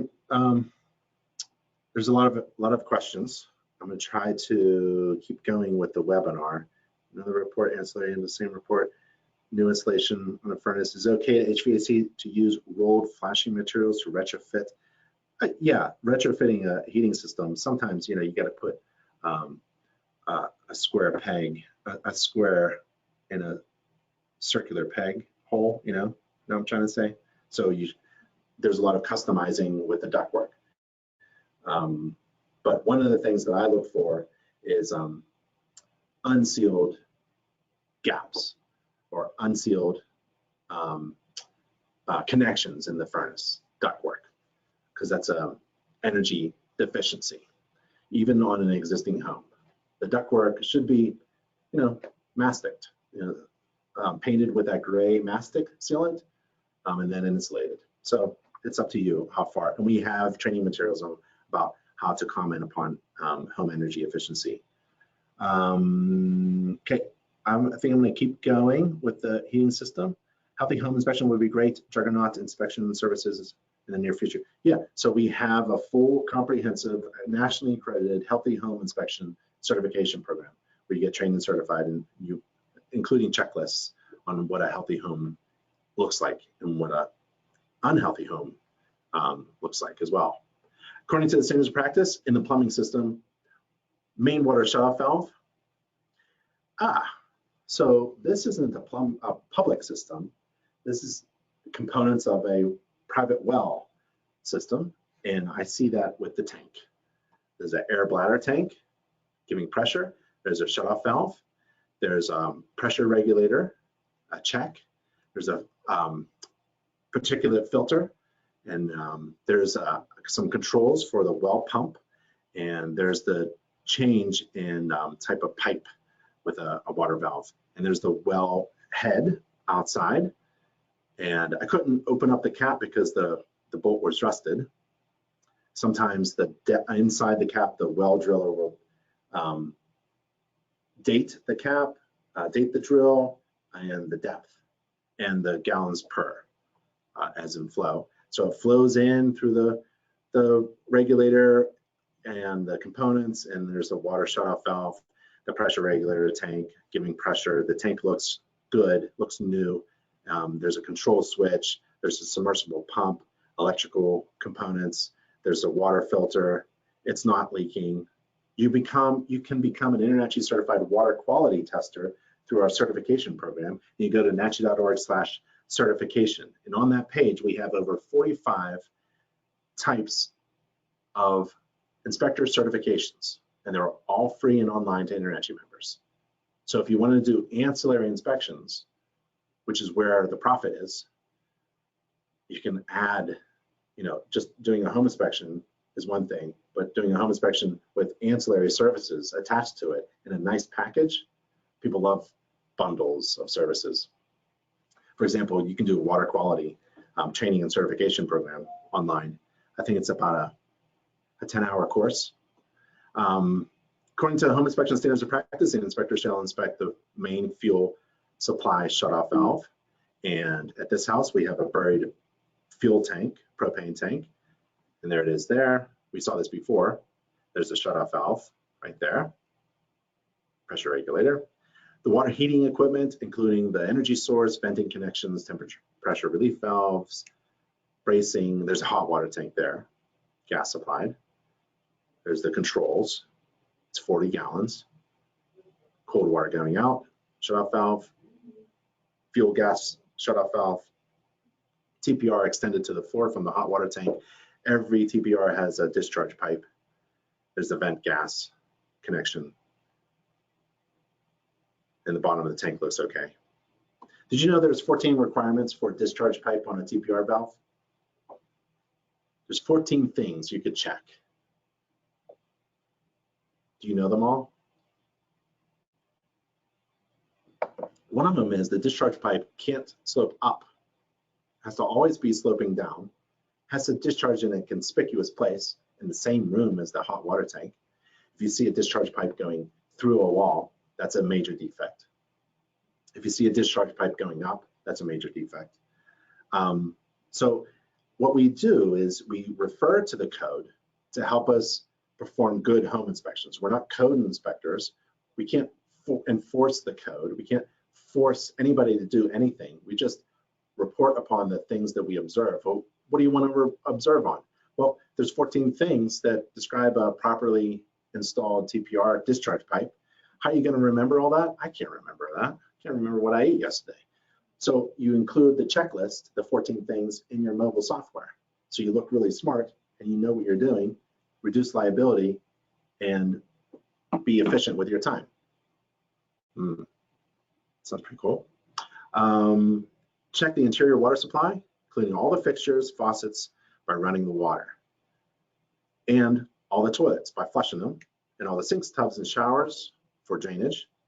So this could include the exterior water faucets. You're looking for the water supply to the faucets, to the fixtures, and then looking for leaks at the traps, looking at the toilets for problems, filling up the tubs, the handles, the stoppers, the shower diverters, the kitchen sink, things like that. The drain, waste, and vent system, well, this is a clear indication that it's a septic system. That is an alarm system with sensors and switches and buttons and horns and lights, and the electrical line follows the drainage pipe. Whenever you see that, electrical lines, multiple electrical lines following a drainage pipe out of a house, you probably have a septic system that has a bunch of pumps and floats. And so that's what we have. So in the rear yard, there's a pipe coming out. It's not a public sewer pipe. That's not a clean out. That's not a trap. That's not a house trap. That's a port for a septic system. And that's a tank right there. And that's another tank. And you can become trained and certified as a septic system inspector and not need to do any septic system inspections. I subcontracted that out actually, but I wanted to be knowledgeable enough so that I can inspect the components that are related to the septic system that are visible during a home inspection. So that's what I recommend. And there's the interior drainage pipes. They're all sloped properly, supported properly, glued, adhered.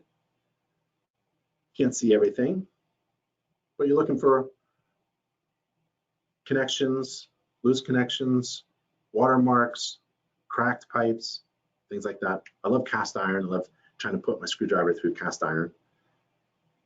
Making sure the PVC is supported well. There's a water supply pipe in the gas lines. So you're required to describe whether the water supply is public or private. The location, there's the well. So it's a well, so it's a private well. And it's not a public water line. This is a typical common public water supply where the water pipe comes through the foundation, through a shutoff valve, through a meter, and another valve, and there's a jumper cable and all that stuff. That's not what we have here. We have a well. The location of the main water supply shutoff valve, yep, that's required.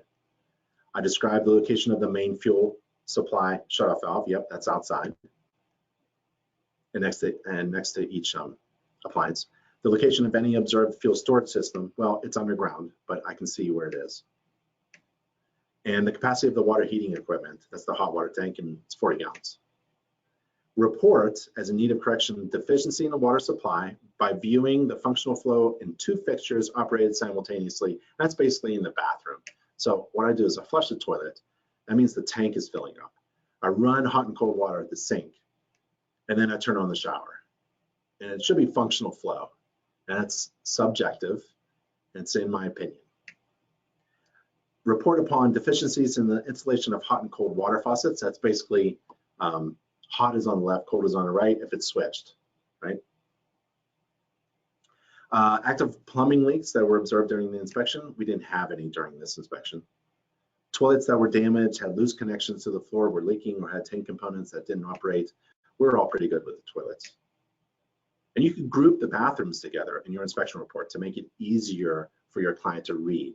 Reports that are easy to read and clear to understand provide more value. So you may want to group. It's not required anywhere, but you may want to group the bathrooms together as an easy read. So this is the first floor half bath, has sink, GFCI, Second floor, master bathroom tub. That's the tub there.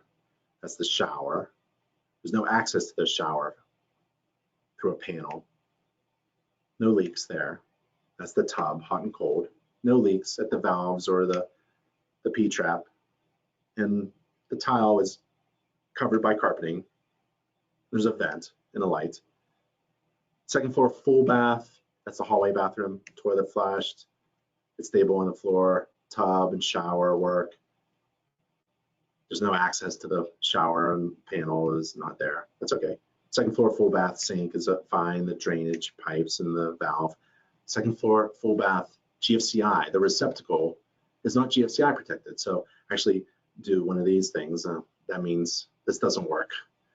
So the GFCI protection is not there. It's not there. So that's an X.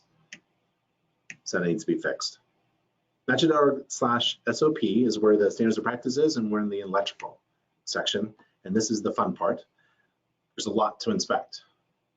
The inspector shall inspect the service drop, overhead service conductors and attachment point, the service head, gooseneck and drip loops, service mast, service conduit and raceway, electric meter and base, service entrance conductors, main electric service disconnect, panel boards and overcurrent protection devices, grounding and bonding, representative number of switches, including AFCI protected receptacles, ground faults, GFCIs, and presence of smoke and carbon monoxide detectors. Let's do service drop. What is a service drop?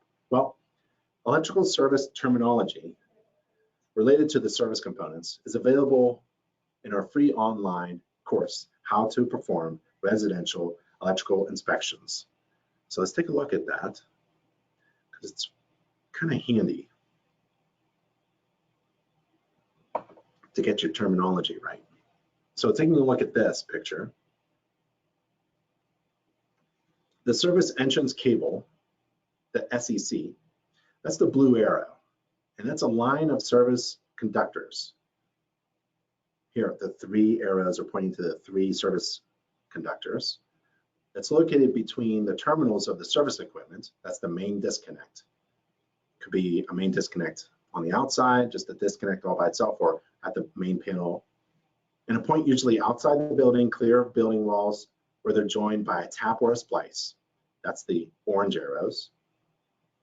To the service drop or overhead service conductors. And those are the electric lines from the telephone pole and its overhead, and three lines are tapped or spliced to the service conductors. The blue arrow is pointing to a protected or sheathed SE, service entrance cable. That's the thing that comes down the side of a house, typically. The service point is the point of connection. That's the orange arrows between the overhead service drop or the facilities of the service utility and the house wiring. That's the connection. Overhead service conductors are the white arrows. They're also the overhead conductors between the service point, where they're tapped, and the first point of connection to the service entrance conductor. That's the blue arrow at the structure. And the service equipment is the necessary equipment, usually consisting of circuit breakers or switches and fuses and their accessories connected to the load end of service conductors to a building and intended to constitute the main control and cutoff of the supply. That's the service equipment. And it's understood that raceways, fittings, and enclosures housing service conductors are also part of the service equipment. Meter socket enclosures are not considered service equipment. Meter enclosures do not have interrupting ratings, disconnecting means, or overcurrent protection. So those are the terminologies that we use. That's what the electricians use. So if you're talking to an electrician about overhead service conductors or SEC or sheathed SE cables, you should probably get trained a little bit, right? This is the most difficult part of being a home inspector, the electrical, I would say. What's a service drop? We talk about service drop.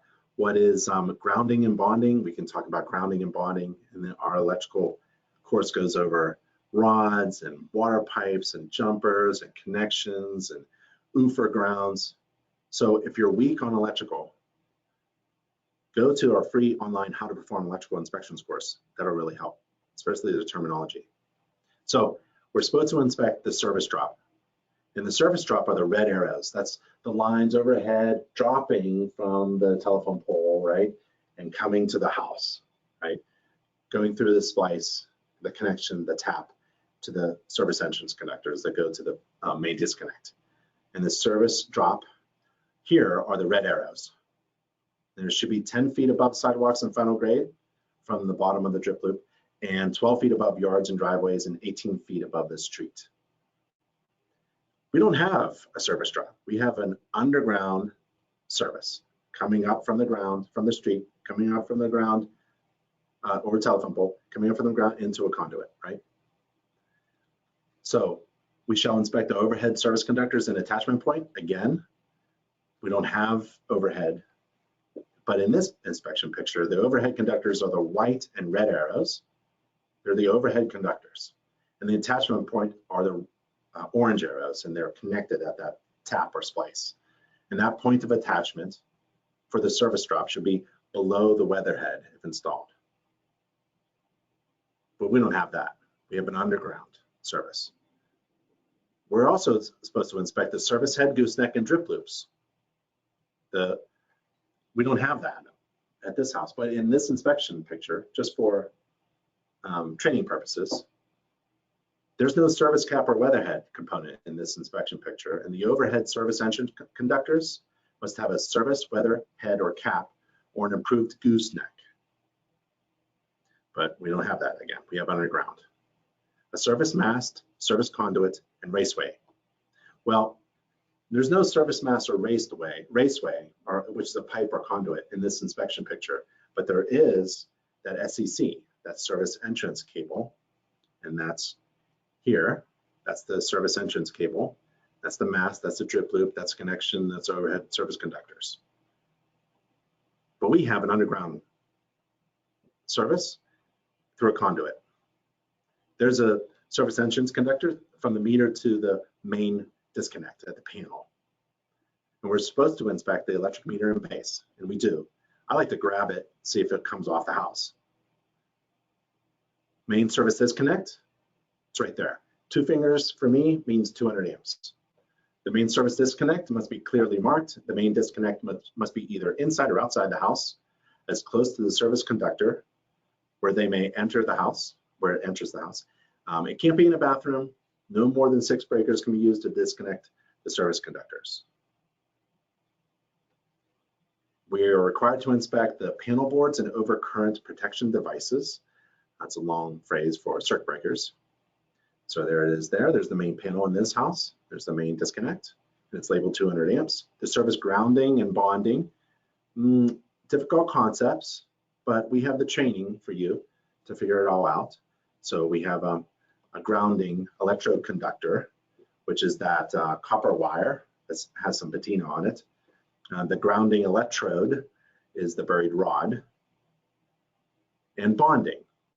So bonding is required where needed to ensure electrical continuity and the ability to carry a fault current to the path to grounding. The metal water pipe in a house must be bonded to the service equipment enclosure, and that's by code.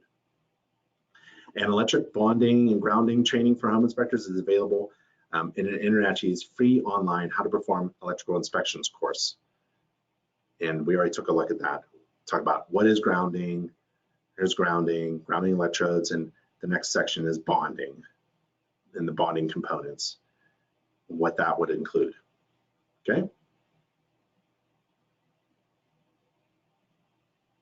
We're also required to inspect the representative number of switches, light fixtures, receptacles, including receptacles observed and deemed to be arc fault circuit interrupter protected using an AFCI test button, if possible. So a representative number for me is 1 per room. And there's the fixtures, and there's wall switches. You can't turn on everything. It's a visual inspection. And we don't have any AFCI breakers installed in this house. Again, I inspect a home without any regard to the age.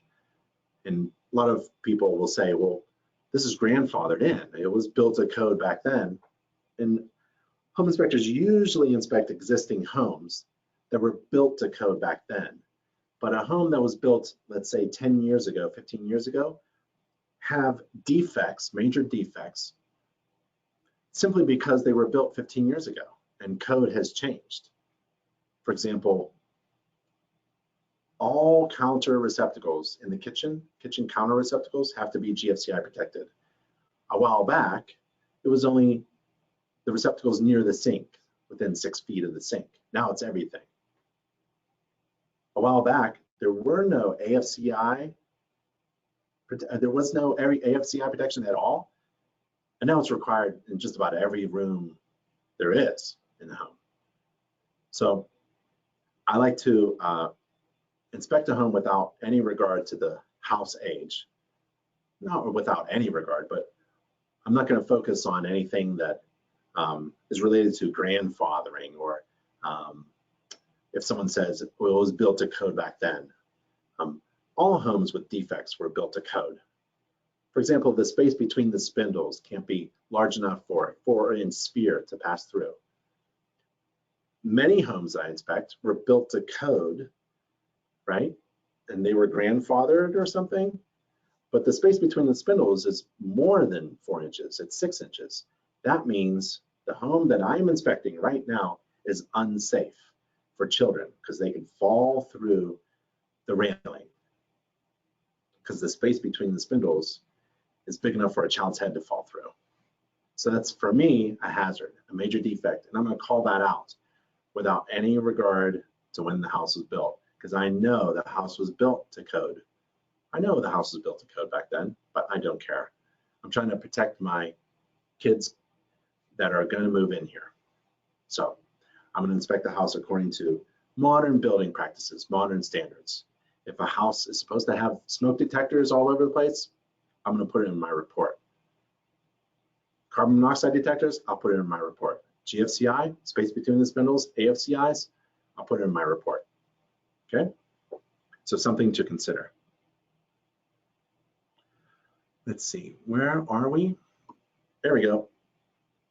We're required to inspect GFCIs, essentially. And remember, we had a missing GFCI protection at a receptacle in the bathroom. The kitchen, the exterior, that's all good. Presence of smoke and carbon monoxide detectors. Well, smoke alarms must be powered by the building wiring and a battery backup. They need both. They should be interconnected so that one alarm activates them all, and you can test them. Each bedroom, outside each sleeping area, and on each story, including the basement.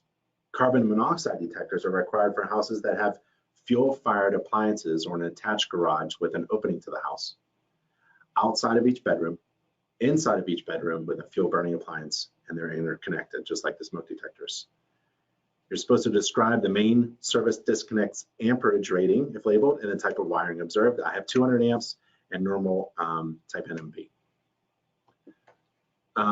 Inspectors shall report as in need of correction deficiencies in the integrity of the service entrance conductors, insulation, drip loop, vertical clearances from grades. Any unused breaker panel opening that was not filled, we don't have any problems with that. Presence of solid aluminum branch circuit wiring, we don't have any problems with that.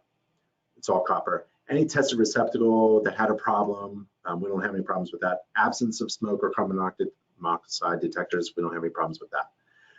NACHI.org/SOP is where the standards of practice is located, and we're at fireplace. And we do have a fireplace, and there's the exhaust on the outside. Looks pretty good. There's a switch, turned it on, it turned on. There's controls, no fan option. There's the other one, other fireplace, turned on, controls, a little dusty, all good. Attic insulation and ventilation. The inspector is required to inspect the insulation in unfinished spaces and ventilation. So in the attic, there's no floor, so I really can't crawl around too much, but I'm going to inspect the underside of the roof deck and the structure. And there's the thickness of the insulation, R30, 13 inches of blown in fiberglass insulation. Everything's looking pretty good. I don't see any defects from the attic access. No roof leaks, no structural problems that I see. And the attic access is insulated. And this is my step ladder right there. And that's my picnic blanket. I put a picnic blanket on top of the shelf if this is a closet access, just to show that I'm being clean and respecting other people's property. And you're required to inspect the mechanical exhaust systems in the kitchen, bathrooms, and laundry area. The kitchen is recirculating. Ideally, it would go outside. The dryer exhausts outside. We saw the vent on the outside earlier, and the bathrooms have a fan and also windows. The inspector shall describe the type of insulation observed: fiberglass blown-in insulation, fiberglass bat, approximate depth of the insulation observed in the unfinished attic area, R30, that's good. The inspector shall report as in need of correction the general absence of insulation, ventilation, and unfinished spaces. Going back to the insulation thickness, it's good to understand about insulation and the way code increases the house efficiency by increasing the insulation thickness. So a while back, R30 was good. It's probably now in that area, in that zip code, if they incorporated the code, it's probably R38, R40, something like that. So you could inspect a house that has inadequate insulation, and you could recommend more insulation according to modern standards. I'm sure that someone's going to say, well, it was built to code back then, right? Like a house that is 100 years old had no insulation in the attic. And somebody could say, well, why are you recommending insulation in the attic? It was built to code back then. So hopefully you understand that concept, that I just don't care if the house is 200 years old or 2 years old. There should be enough insulation according to some kind of standard, and it's typically code. And you can find that in the International Residential Code. And also, if there's inadequate insulation and you're going to recommend more insulation installed, be sure to add air sealing, because insulation doesn't stop air leakage. Air leakage is the real, it bleeds conditioned air out of the house if it's not sealed. So adding insulation doesn't stop that, especially fiberglass. We call it filter glass because it's basically a big air filter. That's not the purpose of insulation. You have to stop the air leaks so it's nice and tight, especially the top floor ceiling. In a cold climate, that'd be great. And then add it insulation. So if you're going to make recommendations, if you find that the approximate depth of the attic floor insulation is inadequate, don't just recommend more insulation, recommend air sealing and insulation. And you learn about that in our online training courses. The home inspector shall report as in need of correction the general absence of insulation. We don't have any. Everything's insulated really well, nothing missing. The next section is doors, windows, and interior. And this interior part, you can include the garage, the laundry, the bathrooms, the kitchen. That's what I did. The inspector shall inspect a representative number of doors and windows by opening and closing them. Floors, walls, ceilings, stairs, steps, landings, stairways, and ramps, railings, guards, and handrails. So I take a look around the interior and I take pictures of everything that I'm inspecting. Everything seems to be pretty good. No major defects in this house. The windows are great. Representative wall receptacles, switches, ceiling fans. Oh, there's my truck. Oops, there it is. I'll put it in the driveway. All those big tall ladders. No major problems really. I try to inspect a representative number of everything. So it looks really good. No major defects. I make sure I take pictures like this because I don't know what's going on underneath the carpeting. I'm not required to remove furniture and carpeting. So there could be a defect under there, but I don't know. I didn't observe it. The inspector shall inspect garage vehicle doors and the operation of garage vehicle door openers using normal operating controls. So I had a section in my report called garage. There's 3-car garage, 2 openers, and 1 was manual. I used normal operating controls to see if they open and closed. There's a 10-step checklist for testing a garage door opener if you wanted to try that. This manual door was locked and it was damaged and there was stuff on it. So it was locked, inspection restriction, it was damaged, and it was covered by storage, so I couldn't get to it. So I put that in a report as a defect. All GFCI receptacles were tested. The drywall looks good. The structural components look good. Load-bearing components, the poles. Inspection restrictions, I can't see everything, not even in the corner there. There's a car in the way. A lot of inspection restrictions there in that picture. The floor looks good. It's sloped to the opening. The inspector shall describe a garage vehicle door as manually operated or installed with a garage door opener. So I had 2 openers and 1 manual garage door. And there's 10 steps to inspect a garage door opener inside this free online How to Inspect Attic Insulation and Ventilation Interior course. I think Amy was talking about that earlier in the class. And there's the video about the 10 steps. And there are the 10 steps: manual release, door panels, warning labels, springs, hardware, door operation, spring containment, wall button, location of photoelectric eyes, non-contact reversal test, and then the contact reversal test. And we just don't recommend using your hands or a part of your body in order to conduct a contact reversal test. There's another way to do it according to a standard. The inspector shall report as in need of correction improper spacing between intermediate balusters. We didn't have any of that. And also photoelectric eyes were good, and no cracked or damaged or fogged windows. The laundry room is a section of my report. I put the laundry room specific items and components in there. There's the electric dryer, clothes washer, braided pressure tested hoses, that's good. There's the dryer vent going out, but there's no catch pan. I like a catch pan underneath the clothes washer. Kitchen.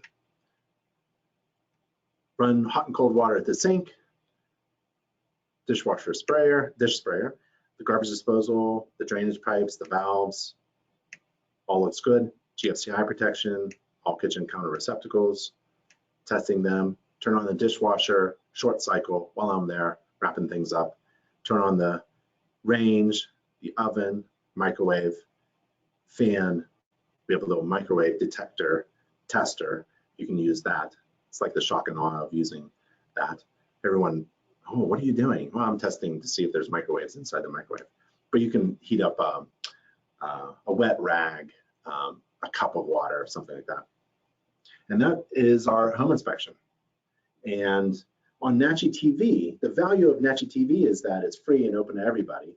And you can follow along. If you want a mentor, you can essentially follow along InterNACHI certified professional inspectors, certified master inspectors, and watch them perform home inspections and write inspection reports according to the standards of practice. So that's a great value of NACHI TV.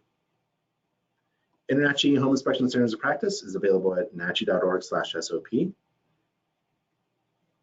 We are a free online accredited college for home inspectors, and that's at internachi.edu. And everything you need all in one place, we try to put it all on one page. And that's at nachi.org/everything. And I want to thank you all for being with me. That was a long course, long webinar, but I hope you had some fun. If you have any questions, feel free to reach out to me again. I have just a few more questions. Let's see. I'm looking. I'll try to reply back to individual questions. Let me see if there's something that I could share with everybody. In case there isn't sufficient space clearance in front of the electrical panel, then it is a major or minor issue. And an inspection, I had a washing machine in front of the panel. I would call it an inspection restriction. If you have like something blocking the panel, it's an inspection restriction, right? If it's movable, right, then it's not a major defect, it's just an inspection restriction. I can't get to the thing that I want to inspect because this thing is in the way. You know, when the owners move out, everything's going to be cleared out and then you'll have access to it.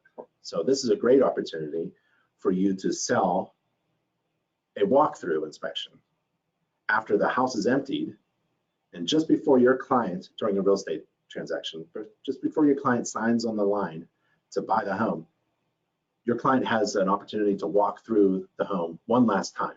And you can offer that service, right? According to how much money you want to make per hour, I would say, and walk through and make sure that everything that was inaccessible is now accessible, and you can take a look at it real quick and write up an addendum to the inspection report. It's a really great service.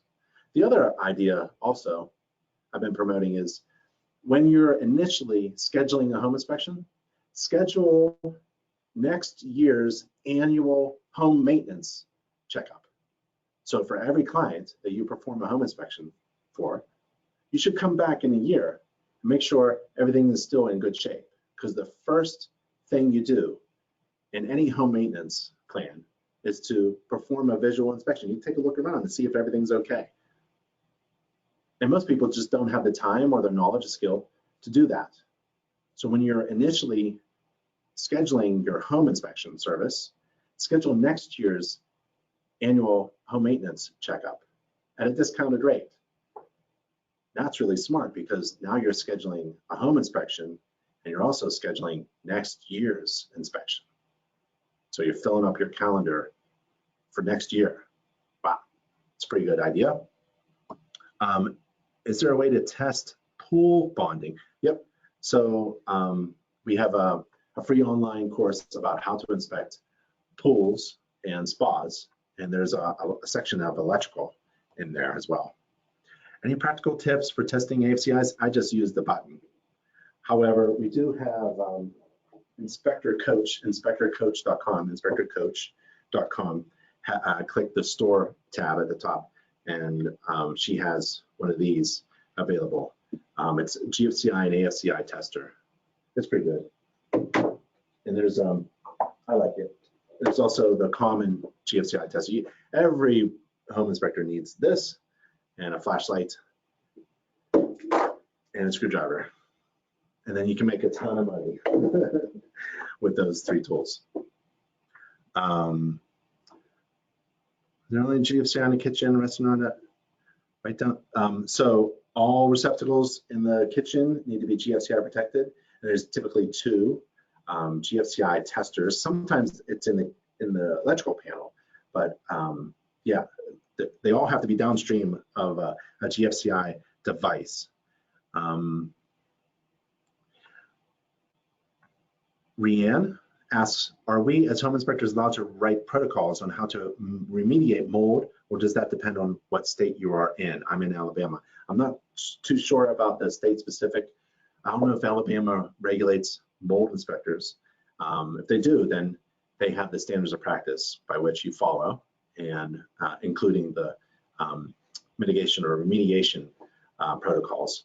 But InterNACHI has an online course, and inside the course there are protocols that you'll learn about how to, standards by which you sample mold, take mold samples, and also report upon mold samples, and what are the protocols to fix the mold problems, and how do you clear, how do you come back as an inspector and do a clearance of that remediation work. We have all that. Okay, that looks pretty good.